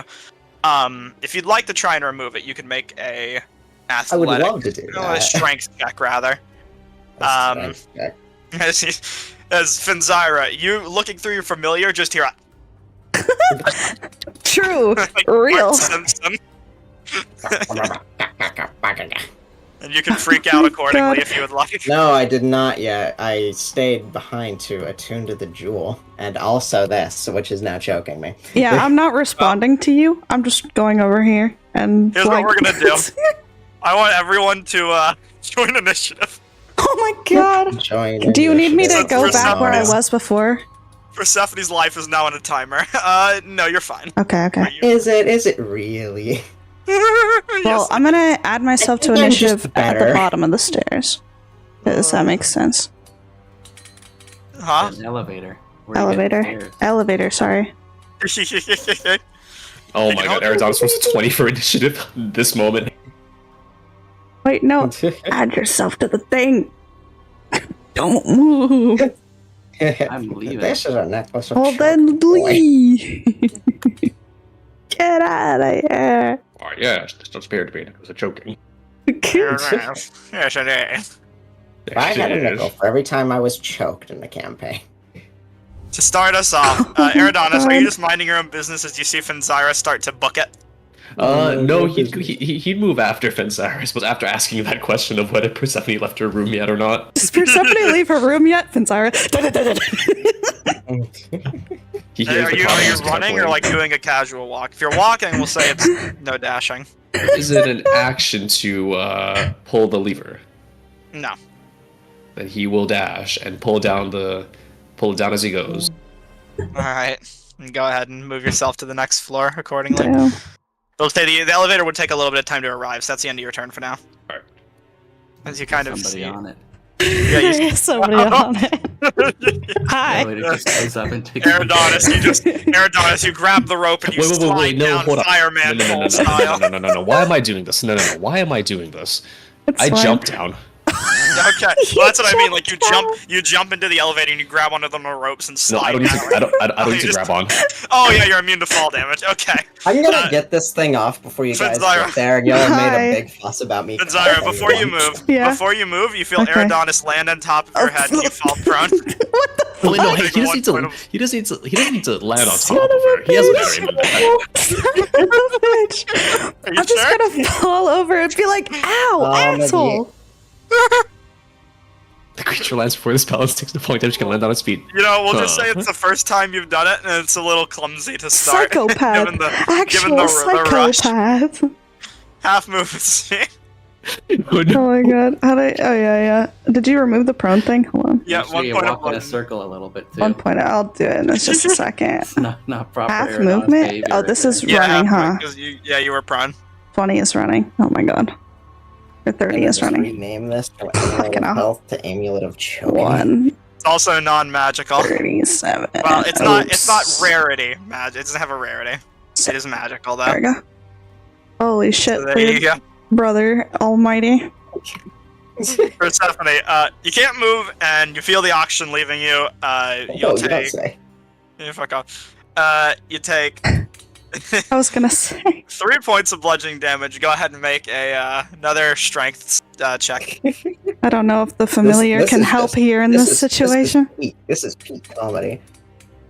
No help Alright, action 14. Not for the off yet. 4-bean. Oh well. Eric's, you see this commotion happening. What do you? Yeah, I came down the fucking lift and then Eridonis fucking landed on top of me. I'm going to open the door, and then Ah, in the same span of 6 seconds while all this is happening, Uh huh. Oh my god. Eridonis, what's going on? Hogan.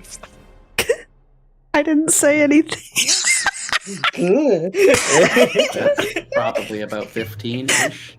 Yeah. You get near Adonis' eye and you ask him what's going on. I get a Yeah. shrug. Something tells me Persephone might be in trouble. 15-ish. Hi. I see Finzyra running, Uh-huh. so I'm gonna dash. Oh my god. Bitch. What's 30-ish? comedy. Yeah, Eric says you get close to the door and you open it, you just hear. I only have one object interaction. I can't open another door. You do sound this, you hear the muffled Goddamn. sounds of choking through the wall. Well, now you figured it out. It shows. That ends your turn. Eridonis, you're up. Oh my god.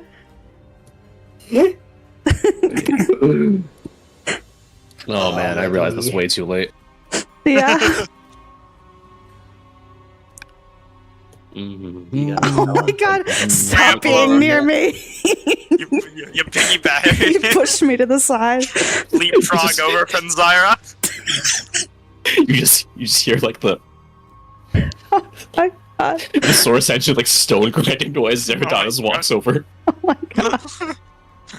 Anyways, dash you would like, if not, end your turn. Which room? You know it's this room. Excellent. Eridonis will dash. You make it to the door, but you can't open it yet. Actually, Okay. you can. I believe you have an item interaction. Yeah, you're good. Yeah. Choking one. As you see, You can barely Persephone make on it the to the bed, door. grabbing at a metal chained necklace, which you believed previously was an amulet of health, which seems to be choking them out. Must be one of those newfangled kinks. Oh god. Mhm. New? It's magical. Anyways, that's all you can do for your turn for now. Let's see, bonus I'm actions. more into in the bedroom these days. I'm gonna have to push you out of the fucking way. God. You pushed me on the fucking lift. I'm gonna push you out of my way. Get the fuck. Lol. Lol. Alright. You Fenzira, stunted my you're up. movement. I don't suppose I can elbow drop Persephone to try to clear their Fuck. She's choking. I need to You clear elbow her. drop Where can I Persephone, you make it? clear all of the oxygen out of her lungs. Oh my god. Let's get your action back. Okay. You Ugh. bull rush through Fenzira's fast you I can. You moved. just see the situation played out before you. Okay. I didn't dash, so I can do something. I can help. You can make a strength check if you Oh like. boy. Yeah, I'm Unless you have amazing another with those. option. Another another option? I don't You have think. another idea? You can use it. The word help is an action that does exist. Yeah. I can help. Alright, you'll provide help to Persephone, helping Yes. pull on the necklace as much as you can to give advantage. There you Persephone, go. you can make a strength check with advantage, but you will take. It's worse than Oh my before! god! Persephone, you take 5 Your points of hands are damage. getting in the way! I'm tiny, got tiny fingers. Just choking Persephone even I'm harder. trying to get it off. You're making the situation I'm worse! sorry.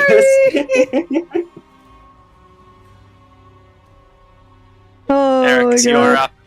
Is Every every gift from session- that mansion poisoned? I'm just Every reading know what it is. session needs a nonsense or not. midpoint choking. What, Eric's? I'm reading to see if I have any nonsense. Good. Nonsense is a valuable tool. Dispel magic, please. That's a third Actually. Aww. level. True. Hold on, what do I have here? Moonbeam! Ah! You know what? Oh no! Oh god. I do have nonsense. But, yeah, I mean that is pretty good nonsense. I won't do it though because I think just a regular old try to take that thing off will work Oh, better. come on, Oh, come a on. good college When you have try. nonsense, you gotta use nonsense. All right, let me tell you what the nonsense was going to be. Sure. So Persephone currently choking, can't breathe, right? Yeah, we're gonna And- You can't What get are you air doing? for I long. know you had a fucking. But no one's saying you can't feed her a potion of water breathing and then pour a water skin out over her. Oh my god. You know what? I thought you were gonna cast Gust down Persephone's mouth. That's a lot different. Breathe, darn you! Forcible air. Make a strength check if you would like. I would Absolute like- comedy. You can help or make a strength check. That choice is you. Yeah, I'm gonna make a strength check. Oh boy. Normal. Oh, I clicked athletics by mistake. Normal. Well, what was it? Was a 12 plus what? Plus 3, I guess. 30, 40, 15. You take the necklace and you rip it off of Persephone's neck. I was one off, god damn it. It shatters, and the necklace is completely just scattered around the room in chains and bits. As you just hear like a slight hiss from it, just of like a burning or a smoking. And Persephone has like a ring around their neck now, kind of left over from the incident. God, that fucking sucked. I hope that wasn't a valuable necklace. What did you say? I hope that wasn't a valuable necklace. No, probably not. And now you see why I had it Pieces. priced at 0 gold, by the way. Yeah. Pieces That was- completely shatter? Yeah. Oh yeah, it's Oh, gone. Oh, you actually edited that shit? Oh, damn, I didn't know I that. had it set at 0 gold the whole time, even though I gave prices to all the other items. You know what? It's probably a good thing I didn't actually check any of the stuff on it, because I'm looking at it now. It had the fucking 19 con effect. It did, yeah. I was like, had to look like the right thing. Lamau. The amount of panic that just rushed through my body when I checked on you with the familiar, just oh my god. And then Eridonis Wait, fell on top wait. of me. No, back up a sec. You can do that? Yes. But only within a certain radius. Don't. You know what? Actually, that helped. Never mind. I don't do it very often. I would have just done it for a Don't split worry second. about it. Okay. If you're worried about like it being at the No, place, no, it's don't worry about it. Count yourself lucky that Fenzira has great instincts. instincts or Intuition is a paranoia? Well, yeah, and intuition. No, I do not do it often. Eridon's trying to think back to all the times that Zyra has left behind. I will have to stand completely and utterly still, and I won't be able to see or hear anything through my actual physical body, so it's kind of a not great thing to do just randomly. Ah, It's been a good while since I've been choked, so Honestly, I'm kind of hungry. Have you guys eaten yet? I have a I cookie. haven't yet. Yeah. Eric's has. I was just on my way out. Yeah. I'll just have a bite on the way out. I have a cookie. Sure, why not? I'm gonna mind link to Persephone that our contact is sitting upstairs currently. As in Red Hat, or Yes. is it the one that Red Hat told us to go to? No, the Red Hat herself is upstairs. Contact lady person. I mean, I don't think we really need to talk to her if you got all the job deets, right? Yeah, just I tell her that think, we're yeah, heading out for it. But either way, Just doing an Irish goodbye. Irish goodbye, Yeah. wave. Eric, Goodbye. as you walk out, you see a familiar group currently talking to themselves right now. Backpacks and equipment all over them. Ain't that crazy? Crazy! Wow. Stop for a second and head over towards them while the rest of the group does what they plan to do. Look at all this cool content you guys are making. We'll have this conversation. You can jump in whenever your token decides you want to. Eric's, you walk up and you see them currently talking, and Brock will kind of look over and you'd say, "Ah, howdy." Good morning to you. Ella will say, "Morning to you as well. We were just heading out, actually." I noticed the packs. Where is Yeah. the next stop for Valor's Call? Asarius. So it seems currently. We're thinking about heading towards the Empire. Out of Wild Mountain. Or, well, rather, Jolhos. So far. Oh yeah, our talent should be known far and wide. We've already graced every other place. Why not grace their humble place? Now that the war's over. Well, I'm sure you'll make an excellent impression on folks the world over. Damn right we will. I hope you include your new performance at the Demon Pits as one of your hit singles. Ziggy I'm sure says, it would attract all sorts of positive attention. you know it. That was the most fun we've had in a long time. Brock says, and one of the better songs we've made, even though it was made in a rush. It was made with heart. So all the Ren sees the best rest of your works are. Yeah. Well, I'm learning. Hey! I'm looking over to the rest of you. Steps out of the way a bit. Heading out already? So, Ziggy says, yep, on our way. We'll be heading towards Asarius, and then like we told him, probably towards the Empire. Shit. Moving up in the world, eh? Yep, and if we're lucky, we'll be at the sing to King Dwindle himself. I'd like to say that. He doesn't know what he's missing. She's choking over there. Oh, I'm good. Choking about going around recently, it seems. Rock says, alright. He mentioned the King Dwindle, and I fucking breathed in my food for a moment. Not many citizens of the Dwindalian Empire can hear their great king's name without a slight chuckle. An unfortunate tragedy of the Empire. King Dwindle. Either way, they all look to you and say, I suppose this is goodbye. Keller says, yeah, I'll be seeing your faces for a while. Yeah, Unless I you can't kinda know our imagine I can't imagine we're Empire bound, right? No, hopefully not. Yeah, so Suppose we'll Probably see where is. the winds take us after this. Well, guess if we get the chance to send a letter, or you get the chance to send a letter, mail us sometime. Alright. Keller says, but you'll probably hear about us anyways. Shouldn't be hard to know where we're going. We'll leave a I sure trail. fucking hope so.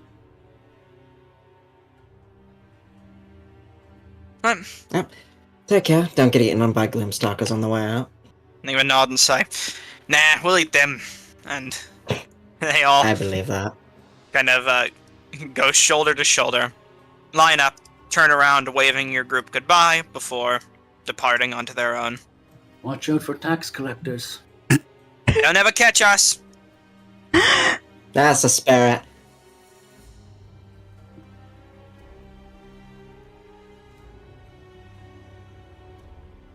But you can just walk through that? You didn't know? No! That's I'm good leaving. to know.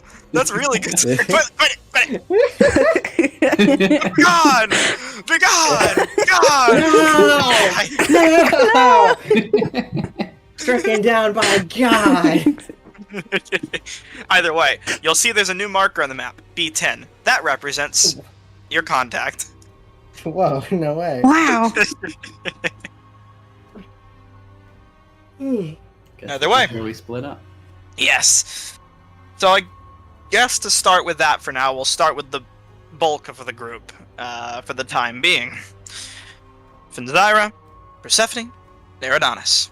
You will all be heading towards B10. Yes. Alright. Believe so.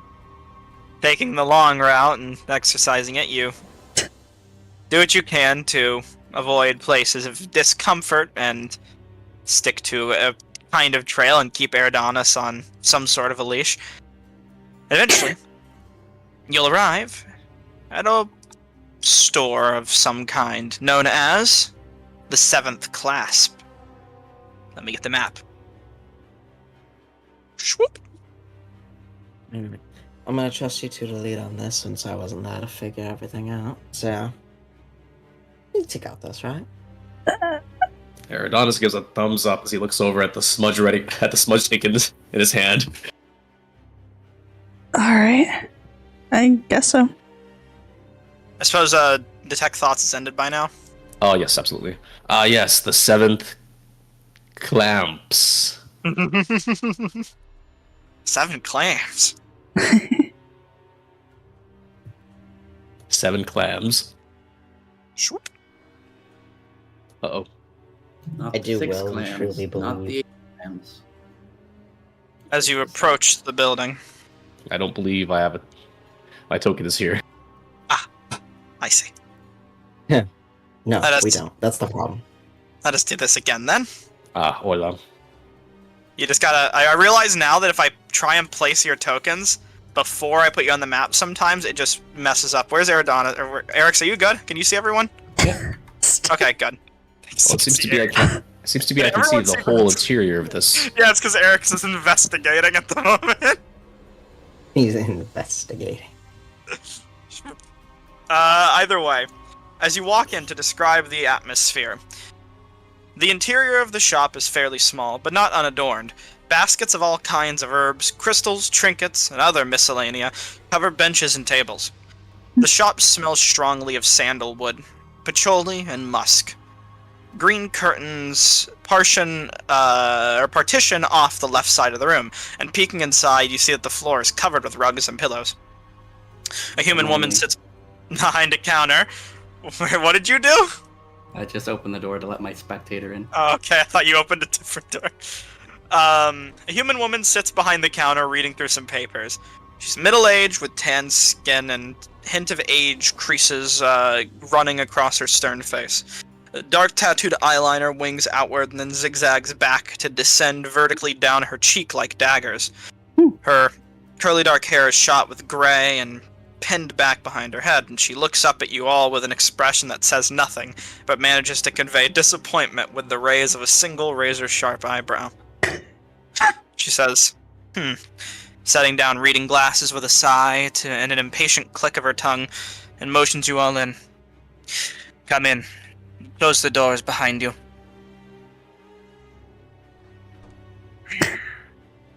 She looks to you all and she says, "What business do you have for Madame Gissidia?"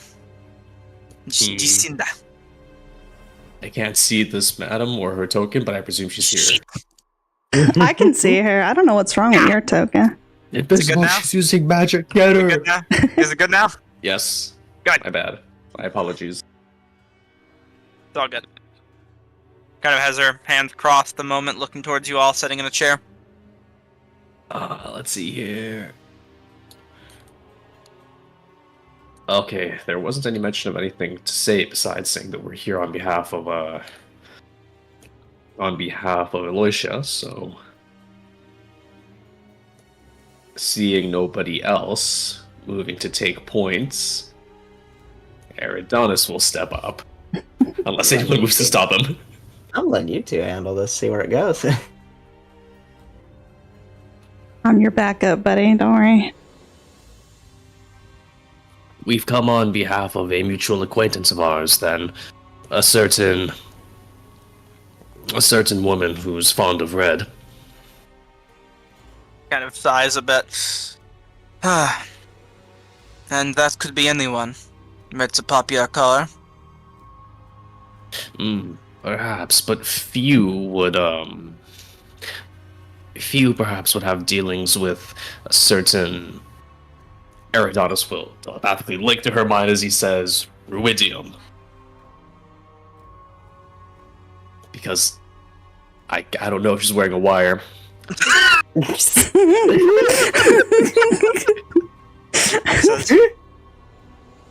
you don't have to be so discreet behind closed doors. Eridanis is gonna look over at Hein.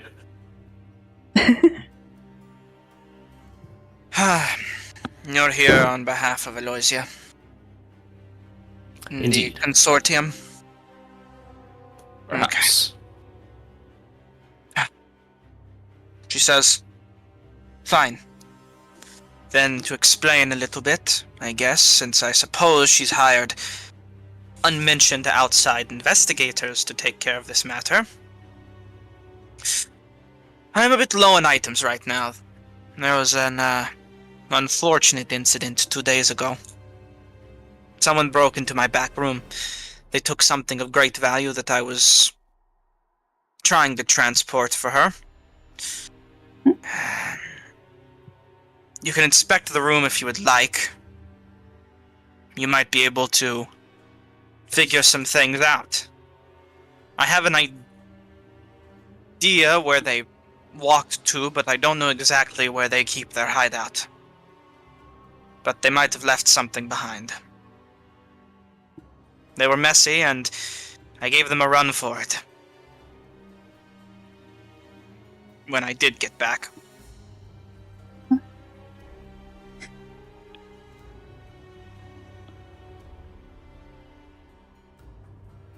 But you can do that on your own time. If you have more personal business that you would like to address, I could help with that.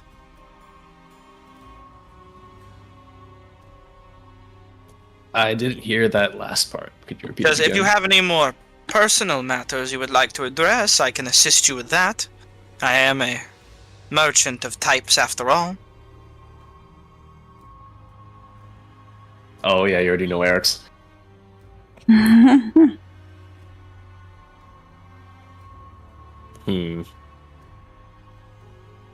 Well, I wouldn't mind perusing a few of your wares.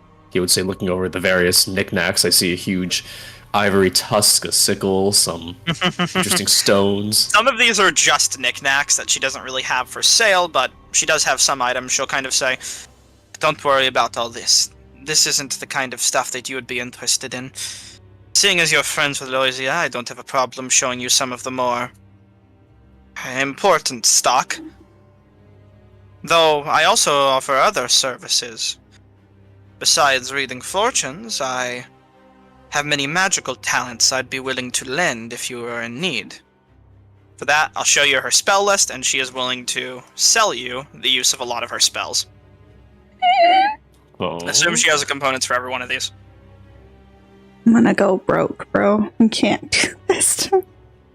You're poor. I don't think I can make you some. She Wait. can cast any of these for you. Hmm.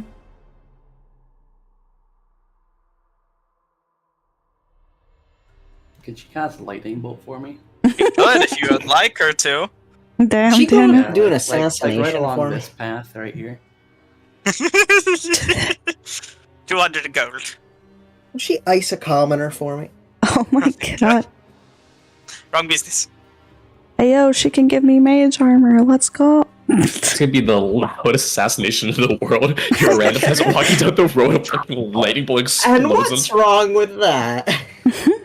But either way, if you don't have any interest in any of her spells, she could take you to the back room, if you'd like. Yes. Let us go to the back rooms. She opens up. Are you interested in that? Yes. She'll open up the container and I don't say, have to use my own spell slot. Guess that's not too taxing. I could do that to you for 20 gold. 20! Cool! This just in, wizard learns that magic is expensive. Ah, You no! live in a city with a lot of non-magical people. Her prices are extravagant. Fine. I will say yes. Lower And my for the gold table, bar. just assume any spell component in the book and that you might ever need is just laid out on this table. Some holy artifacts, some knickknacks, some trinkets. She's got it all. There's bat shit in here, let's go. Does she have? Here is. Eridatus eats it. No. Material components, yippee. Hold on. I need. You say all material components. Any spell you need material components for, you can probably find here.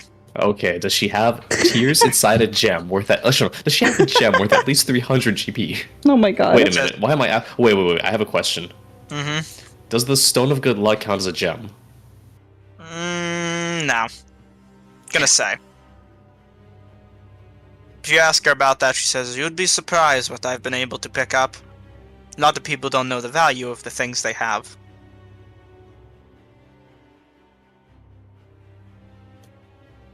Well, let's first see what special stock you might have.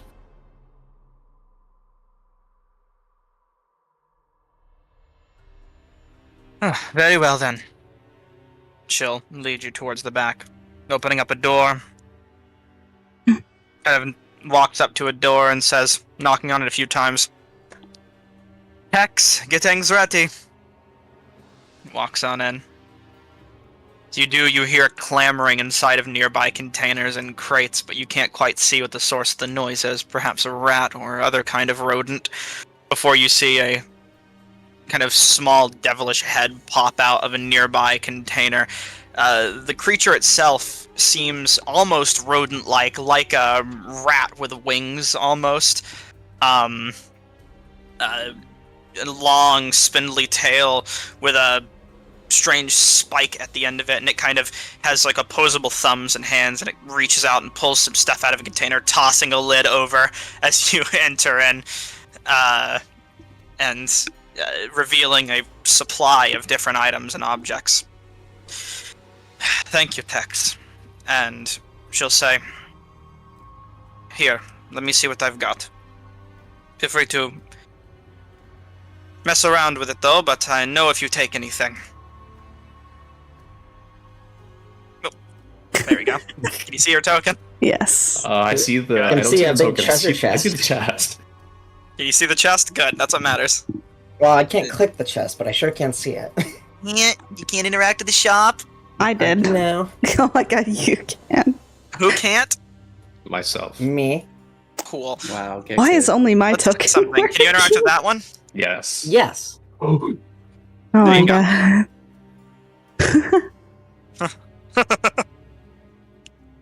Object reading? What the fuck? You said this was the room I got broken into, right? Yes, if you'd like to look around, feel free. I would. That'd be great. And I'm going to just slide up my goggles and take a look Mhm. around. Your goggles. Are they anything special? I can't remember. Disadvantage on perception checks, and this is investigation, so Yeah, investigation if you would like. I like to pretend that they help, you know? Oh, Oh, this spell that's a power is good not roll. possible for me. Is it not? It should be. I believe you have up to 3rd level spell slots right now, yeah? If it was a 4th level or higher, but warlocks can't regain. Oh, is it specifically mentioned warlocks on there? No. It's just if I go beyond. Oh yeah, Because like I it'll go be beyond, so it'll I be can't. it'll be useful for you as long as you don't wait until you go beyond. You got a few levels of Yeah. use out of it, and then you can just give it to someone else. Hypothetically, Oh, I also gotta pull out 2,000 gold somewhere. you'd still be able to get use out of it. 2,000 Oh. gold right out your ass. I got 2,000 gold for use until 1 level. um, Okay, let's see here. What else? while you're eyeing up the shop, to make that investigation check, you made it really well. You would notice that the imp seems to be almost wearing a piece of cloth around itself with it looks like a strange symbol on it. It seems torn, and the imp seems to be like wearing it like a blanket, but gnawing on it in the corner. I don't really know how to address you. Can I see that thing around you? Kind of look over to Tex.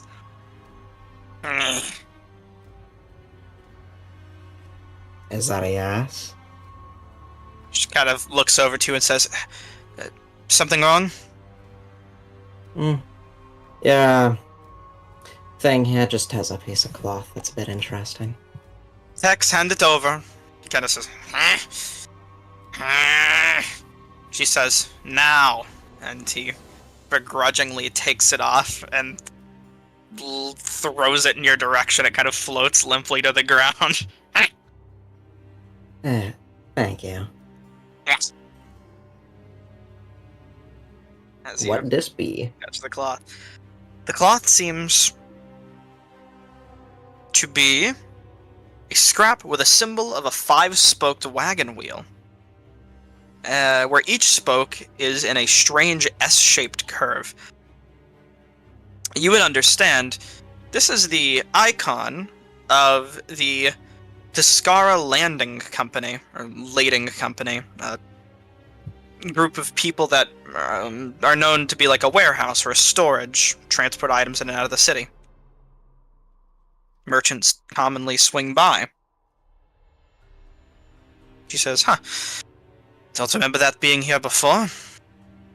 Oh, yeah, because it definitely wasn't. I think we know where our mutual thorns in our sides are hanging out, or at least going through.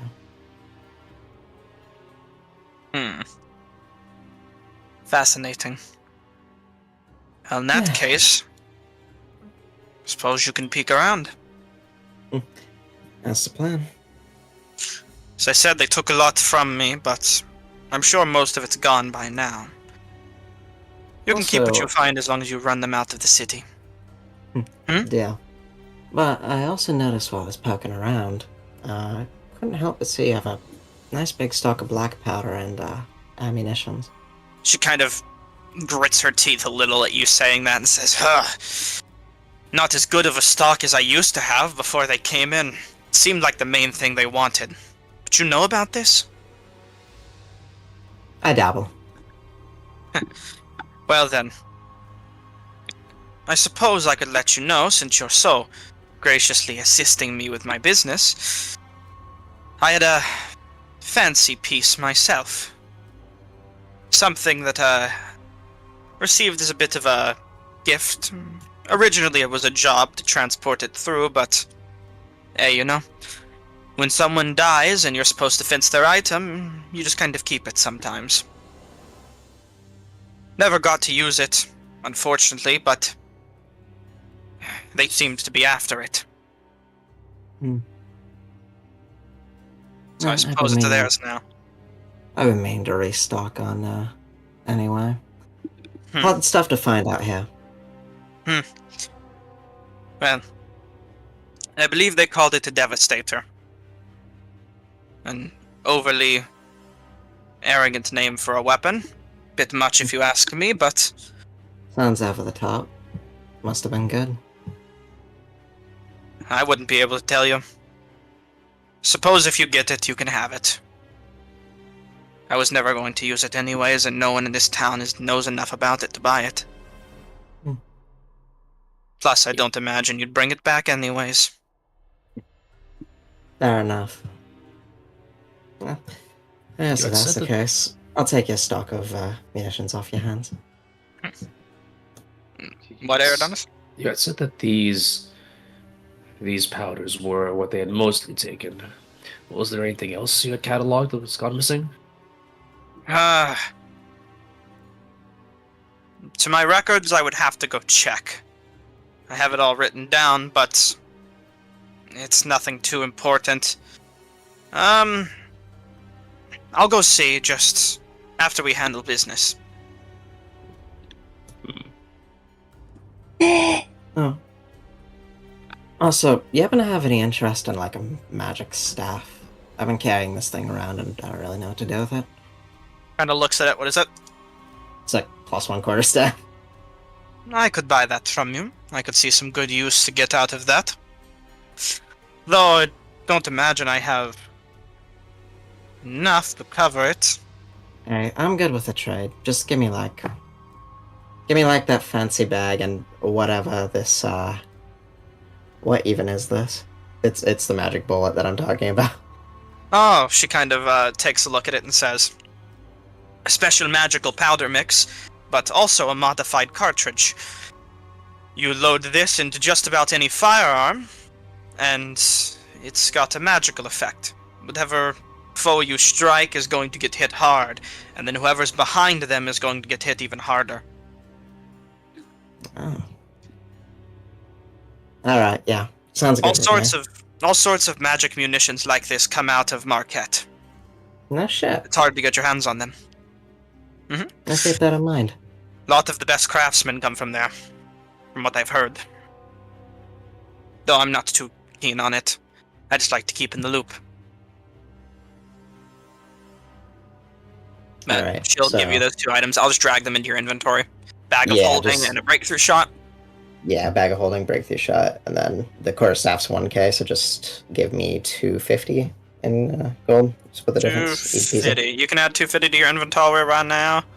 Yeah, and you can fucking yeet the staff for me. I'm trying to look for the bag. Okay, bag's in there. Cool. Breakthrough shot's in there. Never have to worry about carrying capacity again. And staff is gone. 250 gold. We'll just whatever. I'm just gonna leave the money on her for now. Yeah. Either way. Looking back to the rest of you, is there any questions or else you have? I would sell some items, if permitted, mostly trinkets. She'll buy whatever she can afford, and they all do trade-ins. Let's see.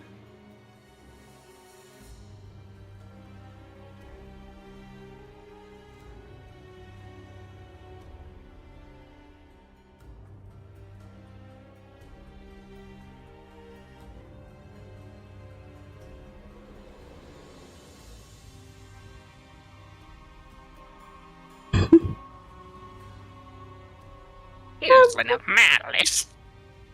Children of Malice, indeed. Fascinating necklace. Fine jewelry. Alas, if only getting it. If only its acquisition was, came with a bit less of a toll. Anyhow, let's see what else. Haha, dust of disappearance. Hopefully this time's the real deal.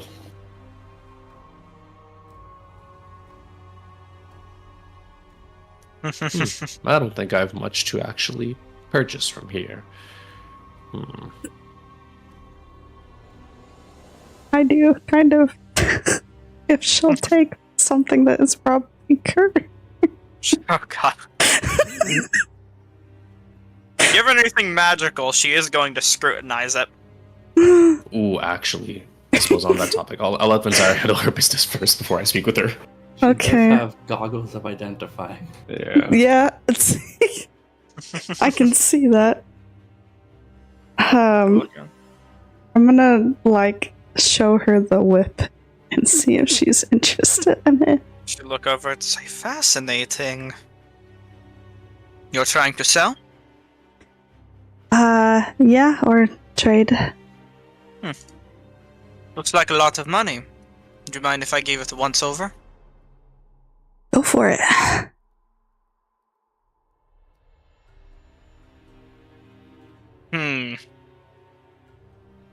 Huh. Identify This comes- specify. If it's, I doesn't- don't think it specifies that if it has It any doesn't. curses. But I'm just gonna say that identify would allow you to identify curses for things. Just cause. Just how I'm gonna roll with it going forward. So keep that in mind, I guess. Yippee! Just gotta quickly check the curse real quick in my notes. She says, "Huh? Where did you get this?" Old estate in the city. This item comes with a bit of baggage.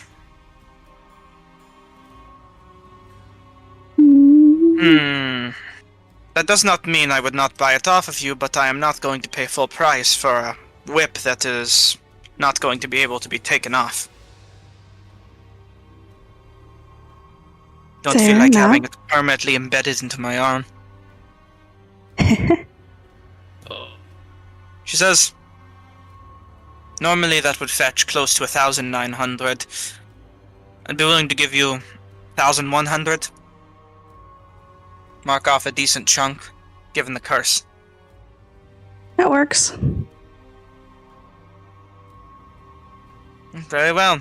And as I said to your friend here before, I'm not much on money. If you would like to make a trade, Points at her goggles. 1,100 gold and wacky bucks. Alright. She'll, take out the goggles and say, I used to need these before in the past to help me out, and they're very handy. But, I can part with them. They've served me well for a long time. You'll be taking those? Yeah. And they're in your inventory. Yippee! And 100 more This gold. whip away from me. Yes, for now that you get rid of the whip, Whip of the Serpent's Fang. While attuned to this whip, you do not regain hit dice on a long rest. The whip cannot be removed from you while you're attuned to it, and you can't voluntarily end your attuned to it. If you're targeted by a spell that ends a curse, your attunement to the whip ends and it's detached from you. And that's Probably all. a good one. Don't to go. catch me Well, with you that can't shit. You permanently not being able to regain hit points and not being able to take it off is pretty rough. Without the aid of a spell, of course. Oh, Herodonus almost pulled the jackpot with this thing. At least it actually does something. What, the whip? No, the Staff of Decay. Ah. But Herodonus would actually put it forth and ask... No, actually, he wouldn't be willing to part with it. Herodonus would ask if he is... we automatically get... Wait. You said we automatically get cursed if we take it in hand, right? The staff? Am I cursed already holding the staff? Yes. You are cursed to the staff. Oh, and Benzara was a curse to the... Okay. Okay. No, I didn't attune to it. That was a different story. The staff was special. You didn't need to attune to the staff to have the curse affect you. The whip only affected you if you attuned to it. Ooh. Nice. This thing is extra useless. Curses can be removed, but only with extreme preparation. And a spell which I don't have access to. Joy. Well, Remove Curse can normally only remove cursed objects from your attunement. To permanently strike the curse, you would need to find someone who knows their stuff. Herodonus would actually then... He is aware that he's cursed, though. Is he aware? Or... Not necessarily. You haven't used the staff yet, so you don't know if it's negative effect. Nor would you necessarily, in character, be aware of the curse effect as well. But you do know that the items you have are probably cursed. You would have an idea. Okay, basically, long story short, Herodonus would have wanted to submit the staff to at least be examined by Jacinta, perhaps while he's still holding it then. Mm-hmm. He laid out to her with held in both hands. Look at you a bit curiously. Acting like Tex right now. And, we'll say, normally I charge 100 gold for that sort of thing. Your, friend here's whip. I took that off of the price to sell. He's going to pull Speaking out of, you can add 100 gold from Zyra if you don't trade anything for it. Yeah, I already got what I needed. Cool. Boom, 100 gold. Are Alright. you taking the 100 gold then? What's I'm happening? Kind of giving her 100 gold. Oh, Take my the gold. Golden. Cast Identify immediately after you bought the objects of Identify. The goggles. Unless, Amazing. unless Fanzira's willing to use that once per dawn use, I'm gonna Yeah. ask her. She's already got the money. She's casting the spell. Okay. Too late to apologize. Yeah, unless someone offers, I'm going with the professional. Either way. Alright, buy everything you can from her now. You're not going back. I'm She gonna probably looks- just with her prices. I'd rather kill her and take her stock. Oh my god. I'm broke as You don't want fuck. to try and kill her. Either way. She looks over the staff and says, "Oh, that explains a lot. It's a good item, but it has a bit of kickback if you use it. Not to mention," she kind of grabs it and tries to pull it away from you. How do you react? Adonis is going to tighten his hold around the staff with one hand, and you see some weird dark star magic begin to slowly gather in his other hand. He lets it go and you kind of stumble back, the magic dispersing. Like glue. He's not going to part with that. And rightly so. This was a hard one after. And then Adonis catches himself. Justify it however you will. Keep your business as you wish, but now you know what you're working with.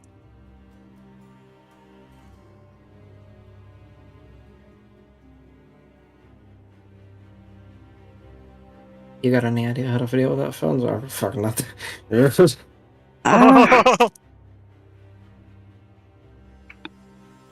I mean, I could wager a guess for a dispel magic, but I'm pretty sure you'd have to like fully remove a curse. So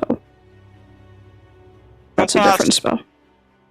Seeing you two not really knowing what to do, she'll cast message on Fanzira. Mm-hmm. You'll have to either steal it from him or dispel the curse. Yeah. I would recommend finding it while he sleeps.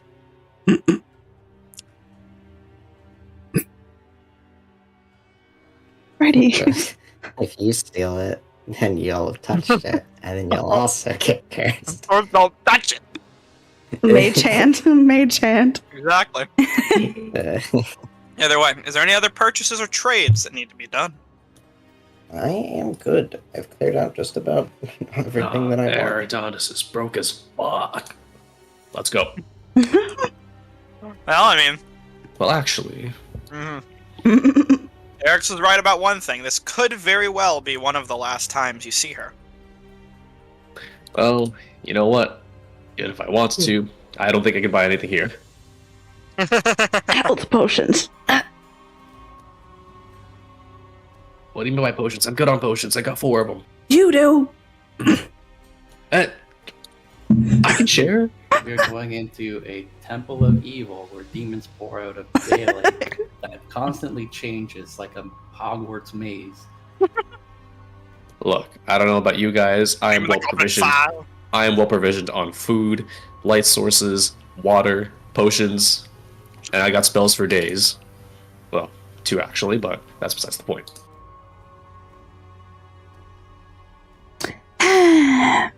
You're poor. You're rich. Hold on. I'll take one for the team just in case. Here we go. We could There always goes that 100 gold. Bye. I don't You bought out the care. infirmary stock. Yeah, they're gone. They don't have any potions anymore. Oh joy! Watch us need it. You'll thank me Alright. later. That's all And- mouth a deer has. I So- cleared that bitch. And nothing else interests you. Not at the moment. Very well. Close up Tex, and you see him kind of grab the wooden lid and just pull it back onto the crate and slide it shut. And close other barrels and crates. Get inside of a wicker basket. Kind of crawl in. Help. Will you manage to get a lead on where to go next?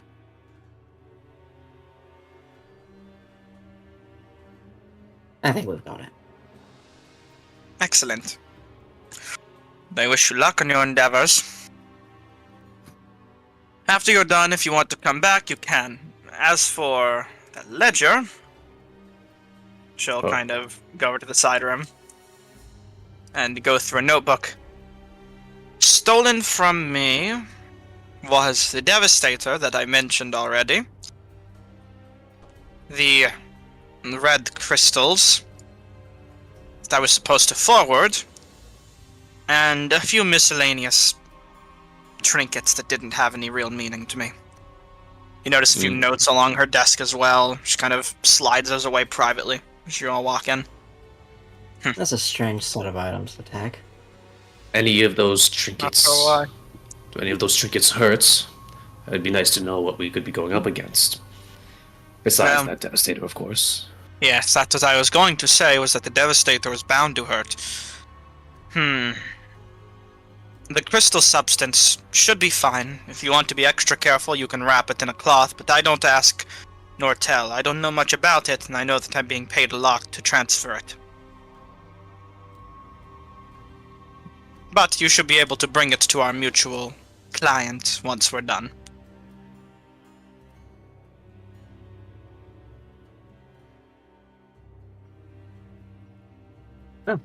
I'll get on it.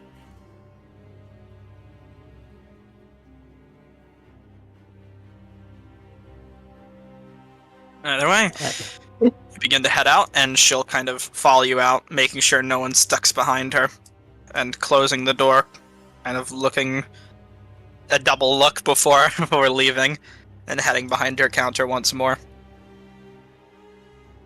Do not snort the ruidium. That's not what it's for. Do not. It's not meant to be snorted.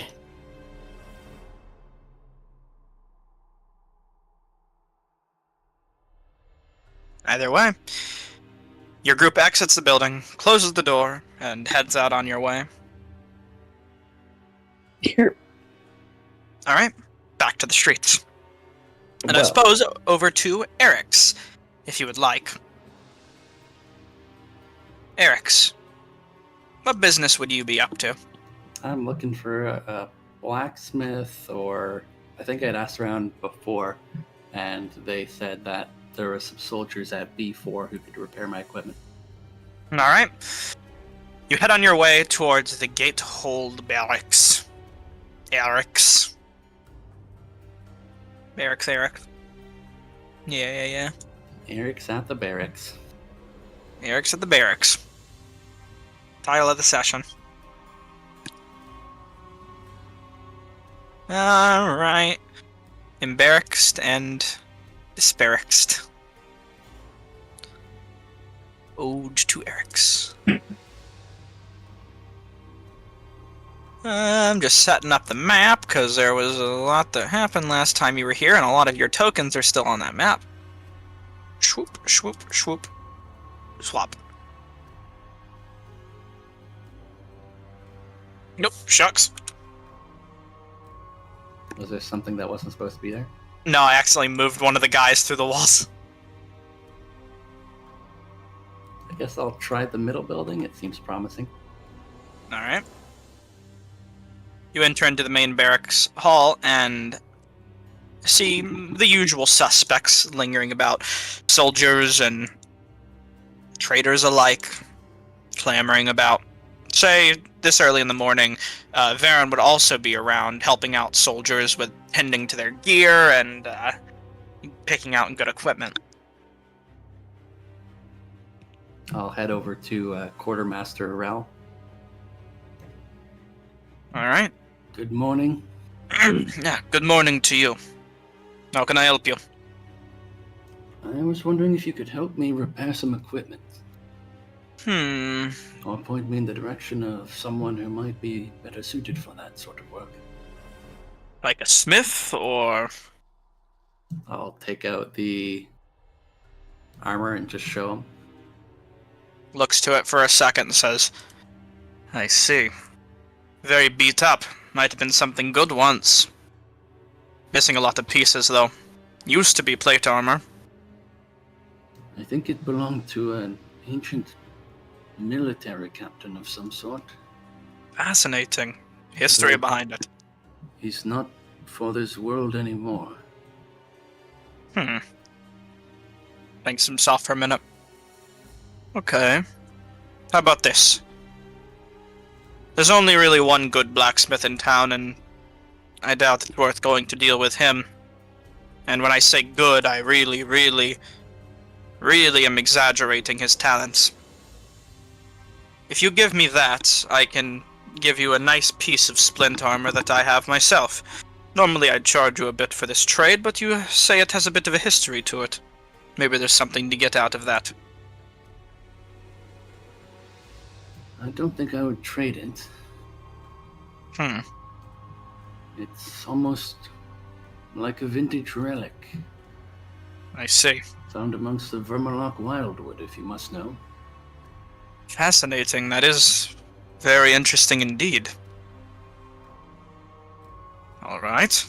Perhaps if you are interested in it, I could sell it to you.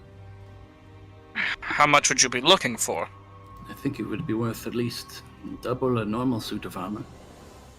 A normal suit of armor. How much would that be, you think? Good question. Let me look it up real quick. Depends on the type of armor. Perhaps 800 gold pieces?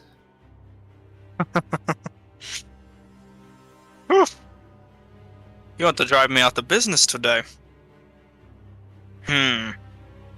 Well, I did keep you in business, and in reinforcements, no less. Good reminder. Unfortunately, though, I'm not an antiquarian. It's a lot of money to justify something I'm vaguely interested in. I could give you 500, maybe 550. A fine offer. Would you be open to perhaps meeting somewhere in the middle? Where do you suggest? I could tell you a little bit more about the provenance of such armor, and perhaps for that knowledge, one of your esteemed commanders might be interested in getting the suit repaired for themselves. Right, Or say 650 gold. make a persuasion check. I'll just throw a quick glance over towards Varen. Varen's still helping, kind of tending to his boots, and he'll just kind of walk over and just take a sit down and just quietly kind of listen in, seeing where this is going. Can I use my inspiration? You may. Normal. That's more like Much better. Inspiration's worked out for you guys so far. He'll think for a minute. So to Varen. Fine. This better be a good story. Go on. You have a bit to sell me on this. Let me pull up my notes that are. I don't remember what session this was in. Hold on. 1 minute. Something. One of the old ones. Huh? Yeah.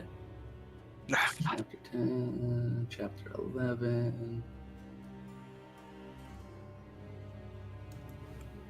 When we were on our way to Bazazan from the Emerald Loop direction, we spoke to a few of the woodland folk, and they said that there was strange happenings in the direction of the Vermalock wildwood. Our group, being a curious sort and open to helping those in need, ventured into the wildwood on our way to Bazazan. It was only a day's journey, and what we saw there changed our perception on, well, the way the world works and, to some degree, our destinies. I'll take out my sword and I'll say, This weapon plays a minor role in this story, Hmm. It's a blade called Mistbreaker, and it seems to have some sort of unnatural connection to the wild world. It led us to a clearing in the Vermalock, where we came across a shadowy being, something like a demon or a fey creature. He introduced himself to us as Naviask. He was a keeper of the Vermalock, bound to a goddess he called Titania. Naviask put us to a task, lay to rest some undead warriors, one of which this captain was a member. These warriors have been stalking the Vermalock for days, weeks, years. Who could say? They were all but rotting corpses, puppeted by vines. I'm just gonna I'll give them the whole story from that. Give them point the whole on. recap. Not to waste too much more time, but Of course. And they think about it for a moment. And Varen sits on this as well and kind of is the first to speak up. Can you describe that thing again? You said there was some sort of spirit you talked to? Demon-like? Naviask, a large creature, at least 3 times my size, with great wings and a greenish, reddish hue about it. It seemed to loom out from the mists, great big arms carrying a whip in one hand and piercing eyes. That's kind of widened for a second. Looks like he's deep in thought. And the hobgoblin will speak up, Rel, and he'll say, "You know, back where I come from, the Iron Authority, the city of Tazarm, you don't get to hear a lot of stories like that. Beautiful nature and fascinating spiritual encounters.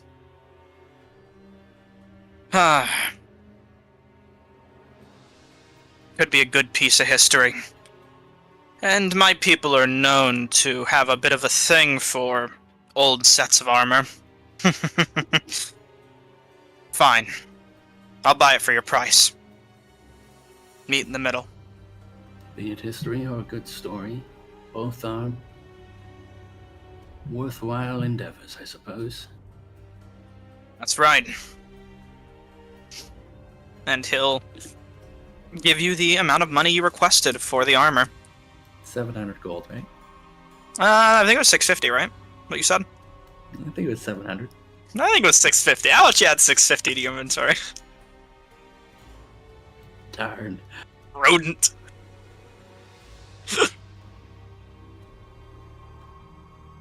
Get the scent out of me! Either way, he says, "Here. If there's anything you're interested in, could help you out." He'll take that splint armor. Well, if I buy a short sword +1 for Persephone, she'll just turn around and sell it to the next merchant, so I'm not going to do that.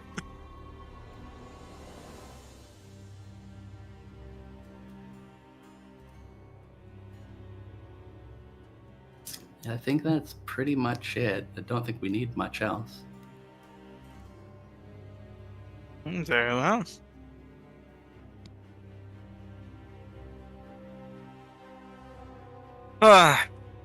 Well, I'm glad we could do business. Even some. It was a good story. I came to these lands for stories like that, you know? I'm glad I get to hear them. Tsubasa-san. No, to Jorhas mainly. I wouldn't be welcome too much around Menagerie Coast or the Wendalian Empire. Maybe the Graying Wildlands, but that's too cold for me. Jorhas sat just right. Why would you say a thing like that? I'm sure they would welcome you anywhere. And your charming attitude and your wonderful outlook on life. Have you ever heard of the Iron Authority? Hobgoblins in general? Our people? Only the vaguest of stories. Well, as a people, we're welcome here, but the place where I come from, that's something different. It's a land of pure evil, where everyone there, even the greatest leaders, still worship the banished betrayers. For me, it wasn't exactly my cup of tea. I didn't fancy it, so I got out as soon as I could. Normally they tax whatever merchant ships need to come by. It's a very well-traveled location. I I suppose hopped so. on a ship and left. Mm-hmm. I guess if they are followers of the Betrayer gods, that's a good enough reason to leave that life behind. Oh, yes. My limited experience with them is the demons that come pouring out of the rise. Yes. That effect is necessary. My old experience with them was a giant suit of one of their armor.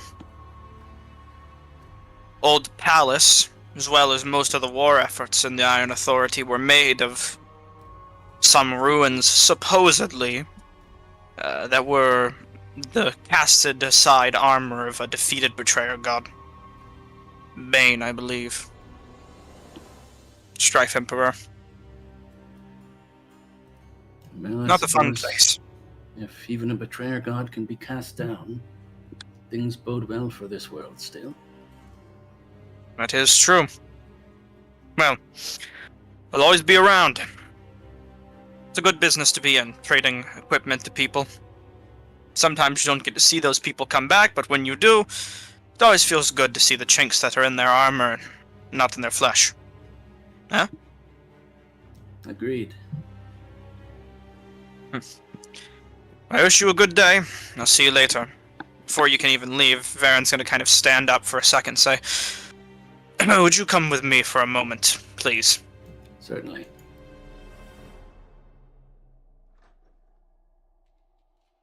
And shut the door behind you. He'll take a seat in one of his chairs. He'll kind of say, you spoke of... you spoke of a demonic being. The name doesn't sound too familiar to me, but that description... You're most certain there was a whip and a sword? Piercing eyes, Certain, yes. long horns, massive stature. That sounds like the one. Have you encountered him? Not him, but his kin. Sort of. I've more so heard about them in our past. I believe you... It seems unlikely, but that sounds very similar to a Baylor. One of the more fierce demons that preside within Jorhas. Rare is it ever to see one. And even rarer as it is to survive. I have no clue what a Baylor would be doing there or why it would leave you alive. They're butcherers and slaughterers. They don't care for lives, only for blood, whatever goal they have set in mind. I'd recommend advising some caution. This one, Naviask, as it calls itself, seemed to have some sort of test in mind. It didn't strike me as particularly bloodthirsty, although the creatures it had us battle against did severely injure our party. It really pushed us to our limits. Being tested by one of these things, having a conversation with it, that's what fascinates me. It's not likely. Most of them would kill you on sight without a second thought. There's something strange afoot with this Navi-esque you speak of. If you wouldn't mind, though, I might tell you a small story. Reveal more to you that I kind of left out the last time I spoke to your group. Certainly. Remember how I described to your group the process of my first death? I do. It was long, long into the past. But there was a Baylor in these lands. One of the fiercest war generals who was looking to conquer many of the cities we had already claimed as our own and was making great progress. demons flocked under his banner. I did never remember his name, nor I ever cared to ask. I was defeated in an attempt to fight him and his troop, if you could call it that. Eventually I heard that he was banished, not slain. Possible to slay one of those forever. But he was gone when I got back. I never got my revenge, and I'm honestly kind of glad that I didn't. A younger me would have been foolish and arrogant enough to try anything. To run headlong back into the same danger that had you slain the first time. Kind of closes his eyes and nods. I'm glad that I've seen worse and grown wiser.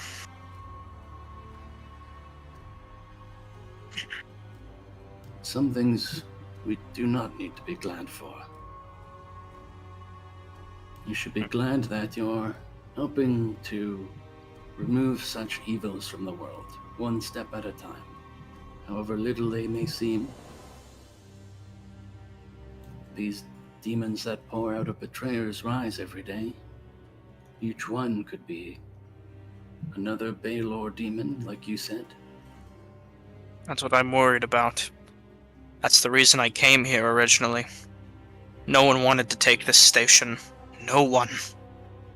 Someone needed to. And I thought that maybe one day he would step out of those gates again. And I'd be ready. But now I see that I'm glad just keeping the people here safe in what ways I can, by keeping myself safe. I'm wondering if I could ask your advice on a similar sort of subject. You'll say? Of course.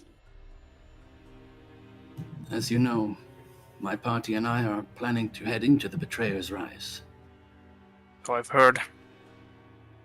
And it's come to worry me that I might not be able to keep them safe. How do you do it? Rationalize leading people to their inevitable deaths in some cases? It's never been easy.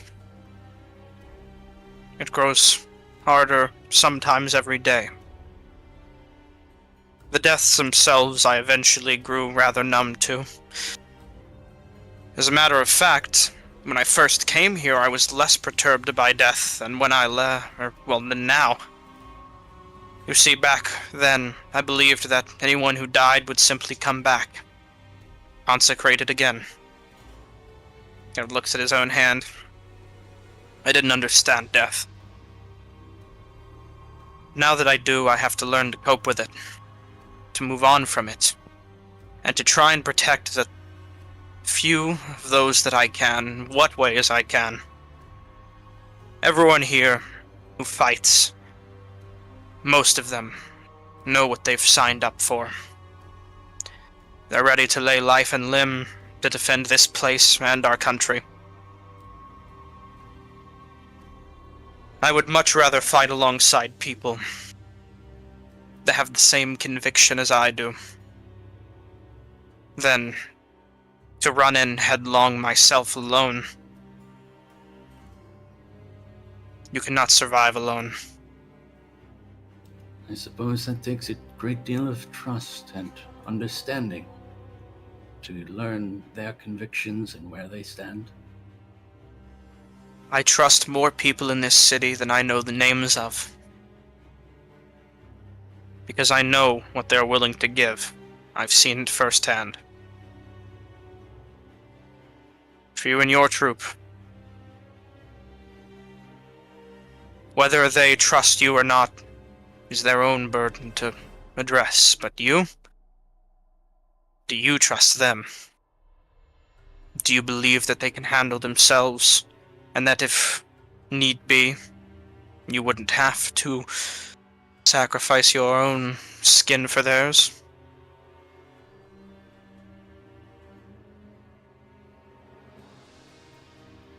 Do you believe that if you died, they would do something about it? I believe they would. Do you think it would be something foolish that would lead to their deaths as well? Most likely. But I've come to understand that if they do, it's their choice, not mine to make. Nods. That is wise. Perhaps, while delving into heroics, you should keep your own safety in mind. From what you tell me, you might have more on your shoulders than I can even imagine. I'm curious to see where that goes, or if it means anything. I could simply be reminiscing on a crooked past. No past is ever crooked. It's simply the path that we must take going forward that we must look to.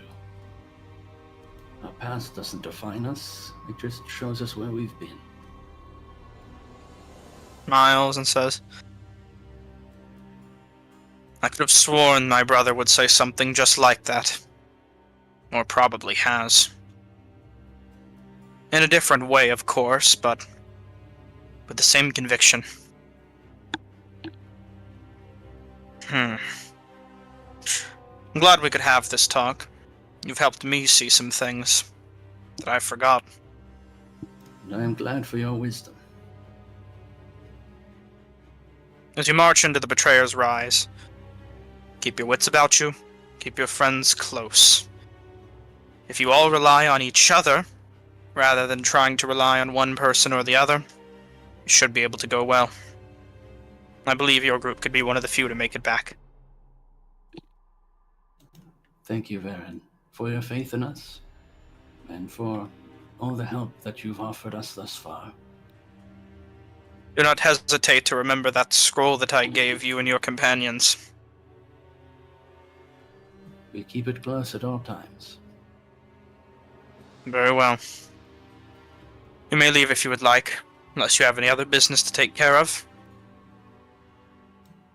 Do you know anything about that large tree to the south? I believe it's called... The Arbor Exemplar. The Arbor Exemplar. That's the one. Nods his head. Personally, not much. I do know that it's a bit of a well-traveled site by some people, but a lot of people do try to avoid it. You see, there is a mother rock that guards the tree, high up into its branches, from what we've heard reported back to us. A dangerous creature. Vicious. As long as you don't go climbing it, though, you should be fine. I know that it's a beautiful place. That's about it.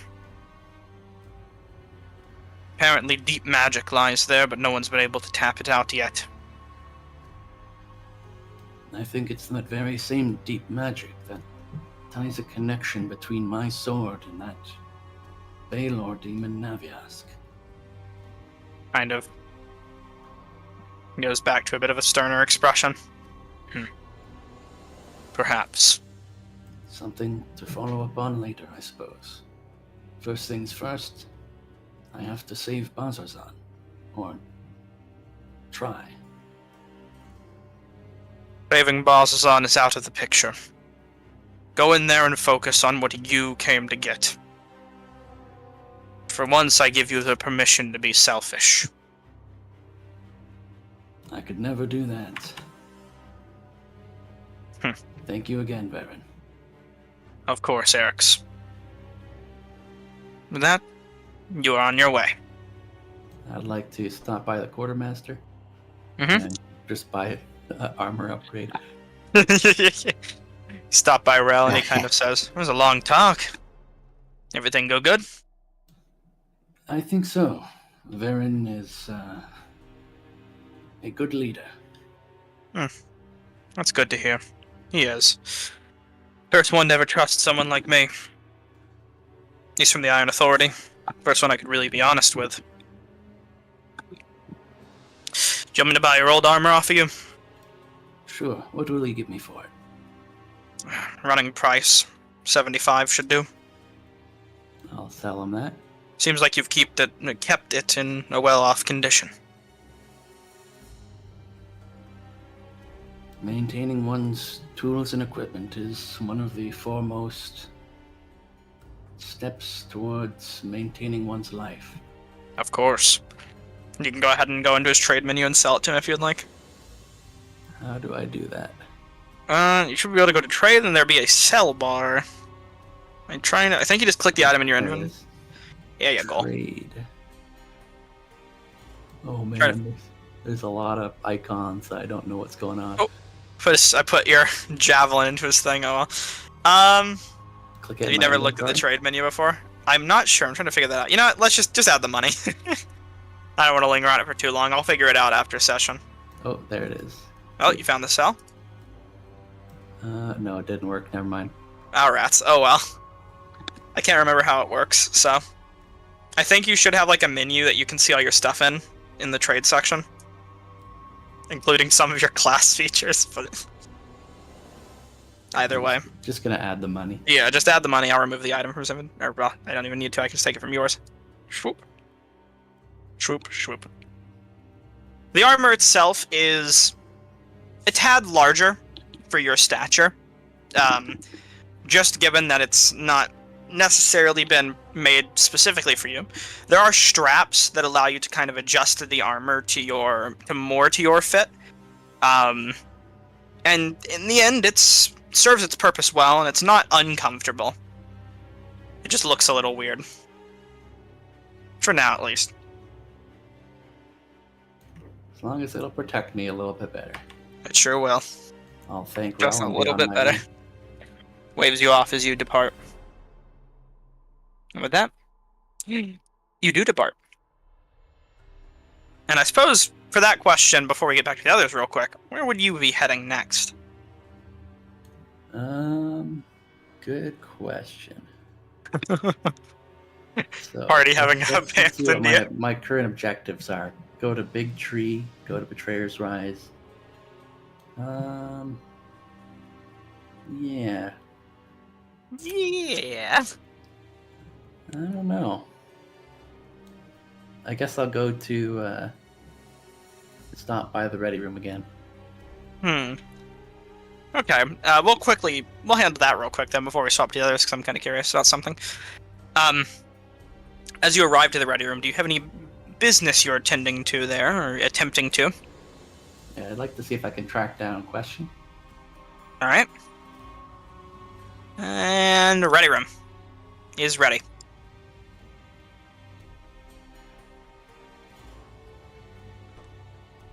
Spectator.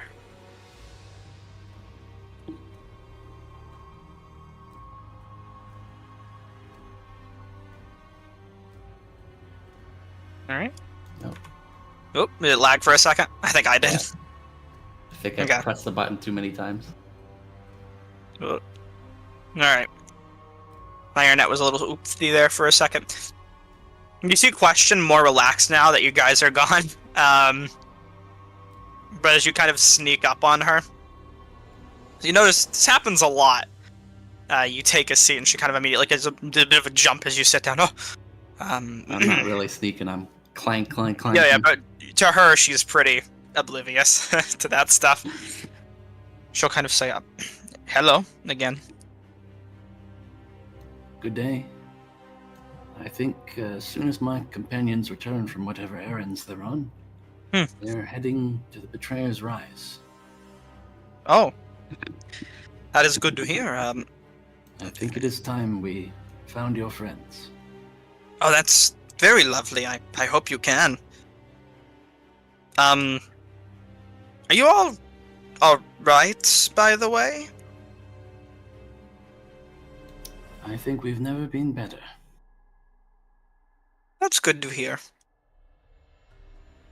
Just had a bit of trouble getting out of my room. I didn't want to interrupt anything.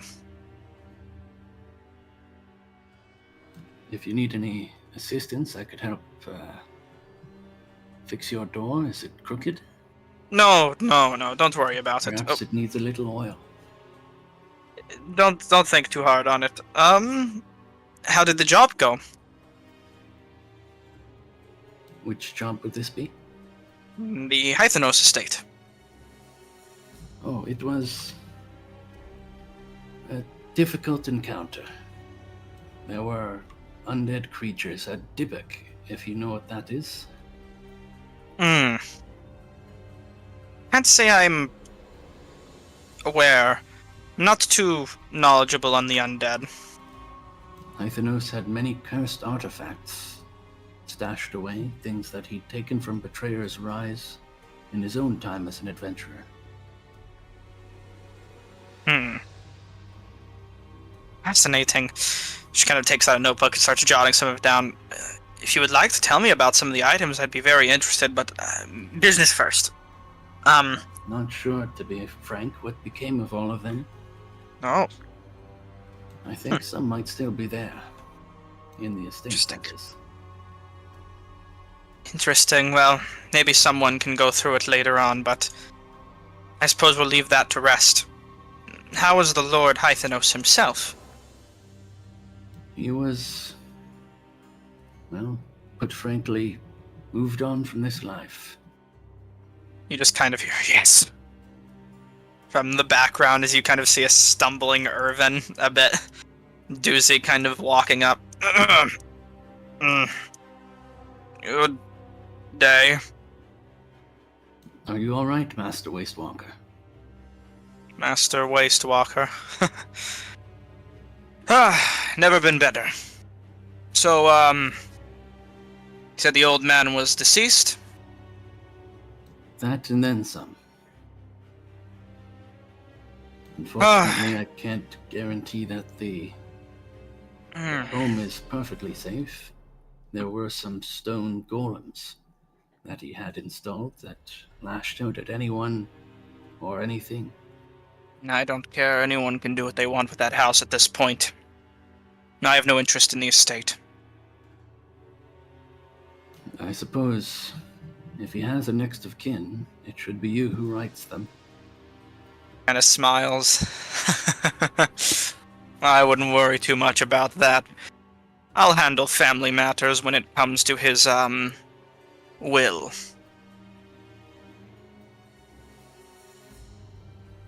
Certainly. And, Question's just going to say, right, well, seeing as you were able to complete a previous Cobalt Soul quest for us, make us look like fools, huh? I suppose I owe you a little reward, at least. Kind of thinks for a second. I have a few things I could offer you. I could give you Go on. some money if you would like. Maybe about 350 gold. And I could also give you this ring.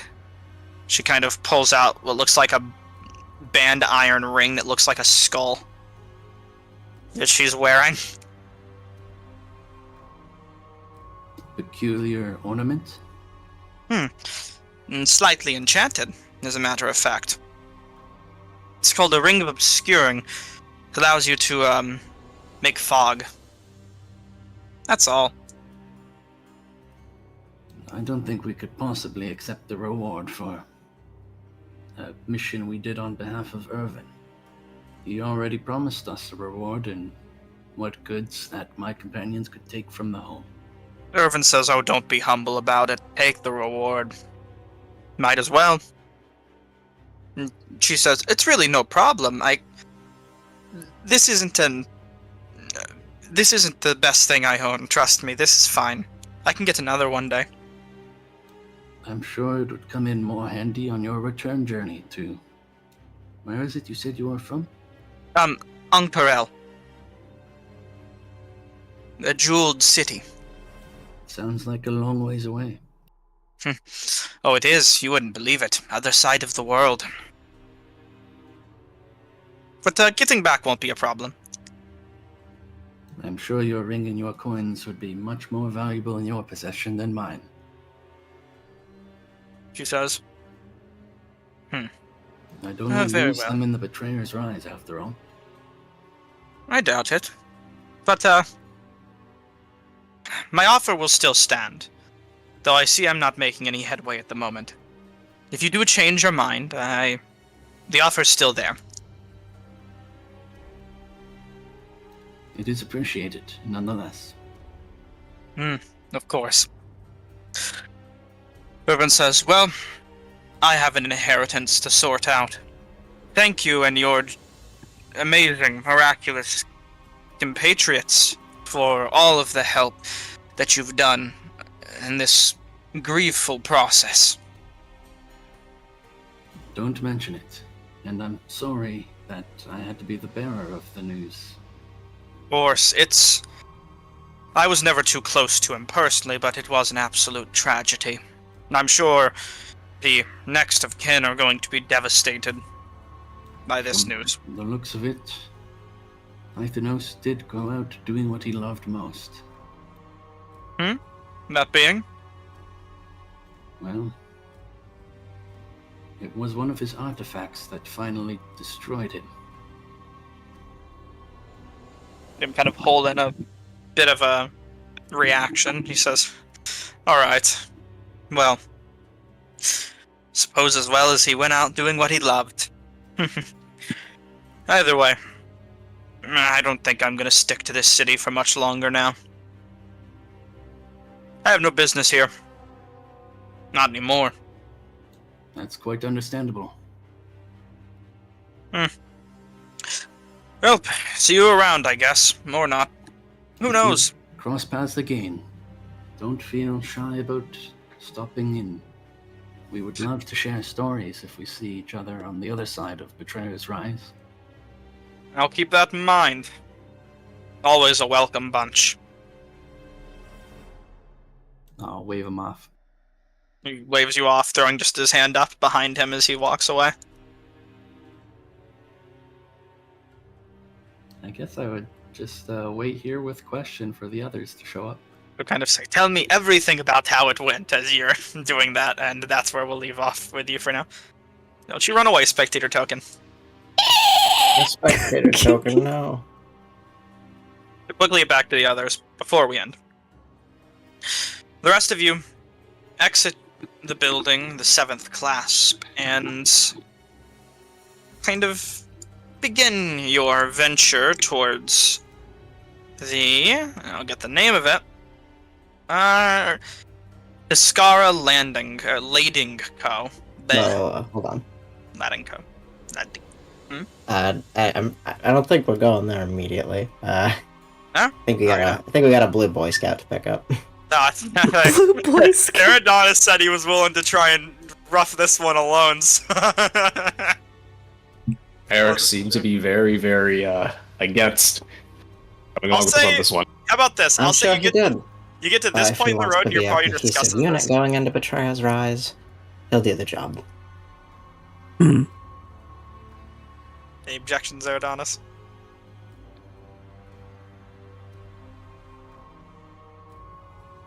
He'll keep them to himself. You do so. And as you begin to head towards the ready room, you kind of just see Irvin, smile on his face and pep in his step, walking out of the building, pushing the doors open and just kind of walking, not noticing you immediately, just away from the building at the moment. He'll pass by you if you try and stop him. I'm good. Nope. Very well. In that case, Return his credit card.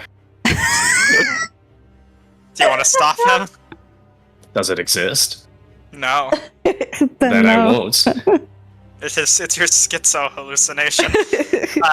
He kind of just sees you guys, he's walking, gives you a wave, and then walks off, heading out of the city.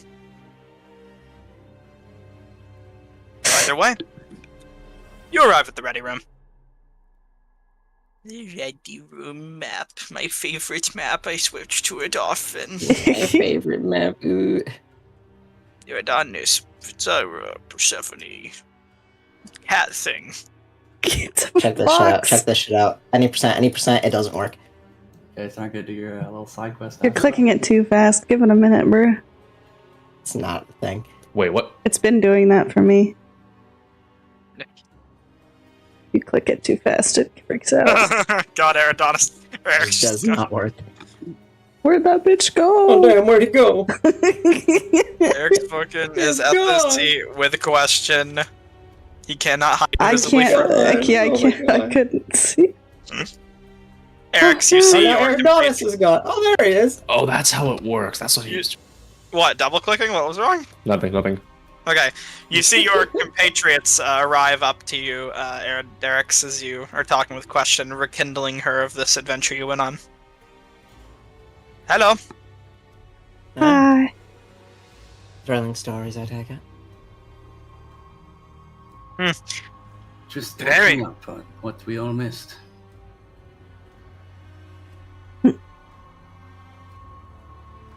Incredibly fascinating stuff. I'm sure it is. Not everyone hears about things like that all the time.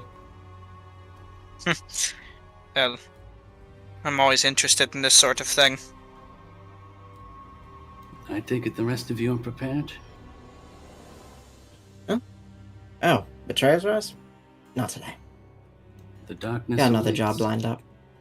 Oh, but before you go on that, he wasn't going to accept it, but I was going to give him something, if you guys want to take it instead. Oh, really? Yeah, it's the Do reward tell. for doing the job. Uh-huh. Every little bit helps. She kind of pulls out a ring and says, I could give you a little money, like 350, or I could give you this ring. It creates clouds of smoke. Magically, of course. Are you two interested in smoke creation? Makes getting out easy. I might be, but out of smoke. Does it linger?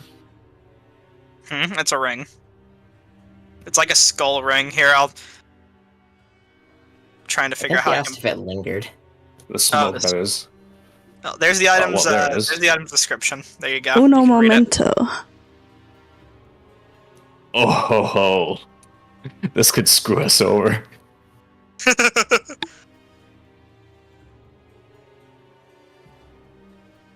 It could. Given how 3 out of 4 of us rely on ranged attacks. That's not important. Who needs sight?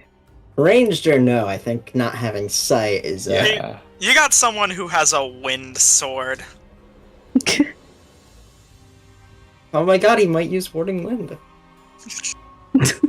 20-foot radius. Ooh. Hoo, hoo.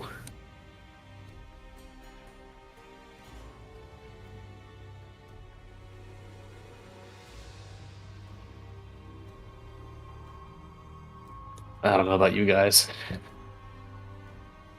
I'm indifferent. Take too long. I mean, I've already bowed What's out. that? I'm good. Out of If nobody character, wants it, we I can just say take the gold. Take the money Yeah. and run. Take the money. Alright. So you're interested in the money? Sounds like it. Just say, alright, here you go. I'll give you a sec. Also, I do feel the need to ask, now that there is a bag of holding in play, do we want, like, a party funds thing? Dun dun dun! I mean, yeah, I I'm very guess. scared Ner's gonna be like, oh, someone steals your bag of holding in the night. Bagman crawls from your sack No, and runs off with the bag! no. Oh my god. If we don't want to do a party funds, we can keep just splitting it 4-way. I don't care either way. The Party fun grandma doesn't puncher hurt. leaves your bag. Oh my god. I'm voting for the party Objections, fund. agreement? Okay. I'm also good with the party fund, I suppose. Alright. At least it'll take Party the weight fund off it our is. shoulders. Journal entry. Name party fund. 350 gold. Alright. That exists now. Very good. Alright. And with that, Question will kind of just say, well, it was a pleasure doing business. As I said before, I'm very interested in hearing what you learn from your endeavors in the Betrayer's Rise once your business concludes. Yeah. Yeah, I'm sure it'll be quick to tell. Of course. Besides that, good luck on your journey. Thanks. The entire time you guys have been in here, Finzyra, the most perceptive of the group, you've noticed Aloysia has just kind of been staring at your group the entire time you've been moving through with a relatively deadpan expression. Just slowly sipping her drink, her fancy hello. wine. Now, back to what I was saying before. Before we go into Betrayer's Rise, there's one more thing we need to take care of. Well, no time like the present. Yeah. Shop on the west side of town got broken into. We know where the guys are keeping their stuff, so... What business do we have with a shop on the west side of town? Well, for one, they have, frankly, a killer weapon that I'd love to get my hands on before going in there. And two, it's also related to a couple other people we know. Perhaps you could explain more on the way. Sure. As long as it's on the way.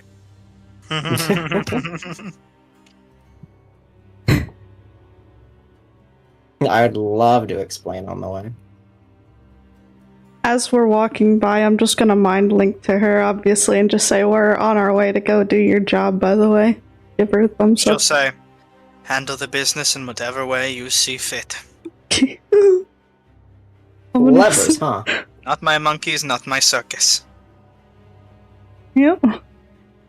I'm the only monkey here. Oh my god. Another monkey's I'm hopping a on the bed.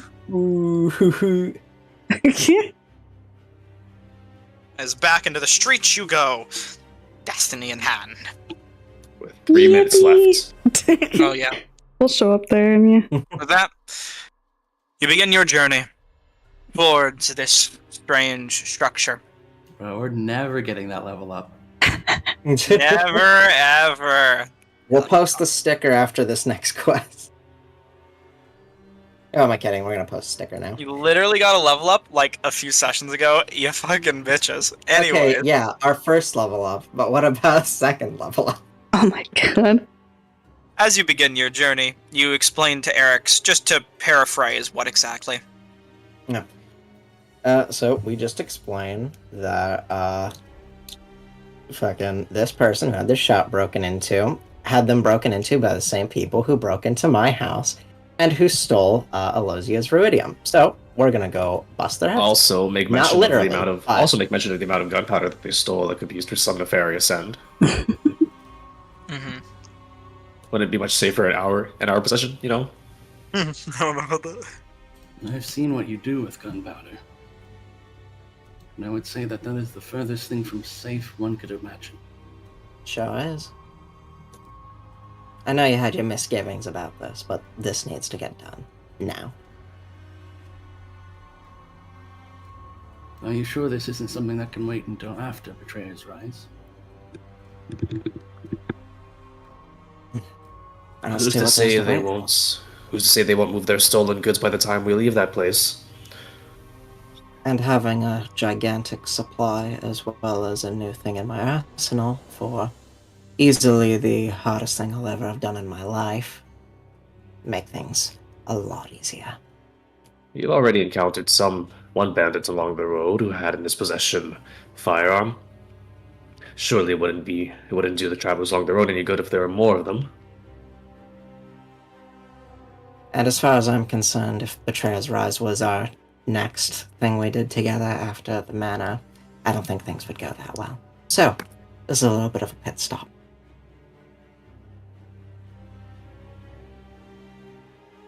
And with that, whatever misgivings you might have, you arrive at the building. You see a ramshackle two-story warehouse against the mountains, or rather, I guess supposedly near the walls. Whoopsie whoopsie. The windows and doors seem, or the door, rather, seems shut, the windows still kind of open, and the murmuring sounds of chatter and distant conversation can be heard from within. Next session, we'll pick up here and find out what your group will do next on a Red Rock Trail. Show us the map. No, Fuck. Damn. I wanted to you look get at the all the map outside. you need next session. My eyes. They like pretty things. Your eyes can wait. No. I sure do. I would love to stay for after game chat, but I have to go. Adios. You're gone for the night. Yeah. Adios. Update Adios. your rival chart and MVP. Oh, true. MVP. Fine, yeah. MVP at least.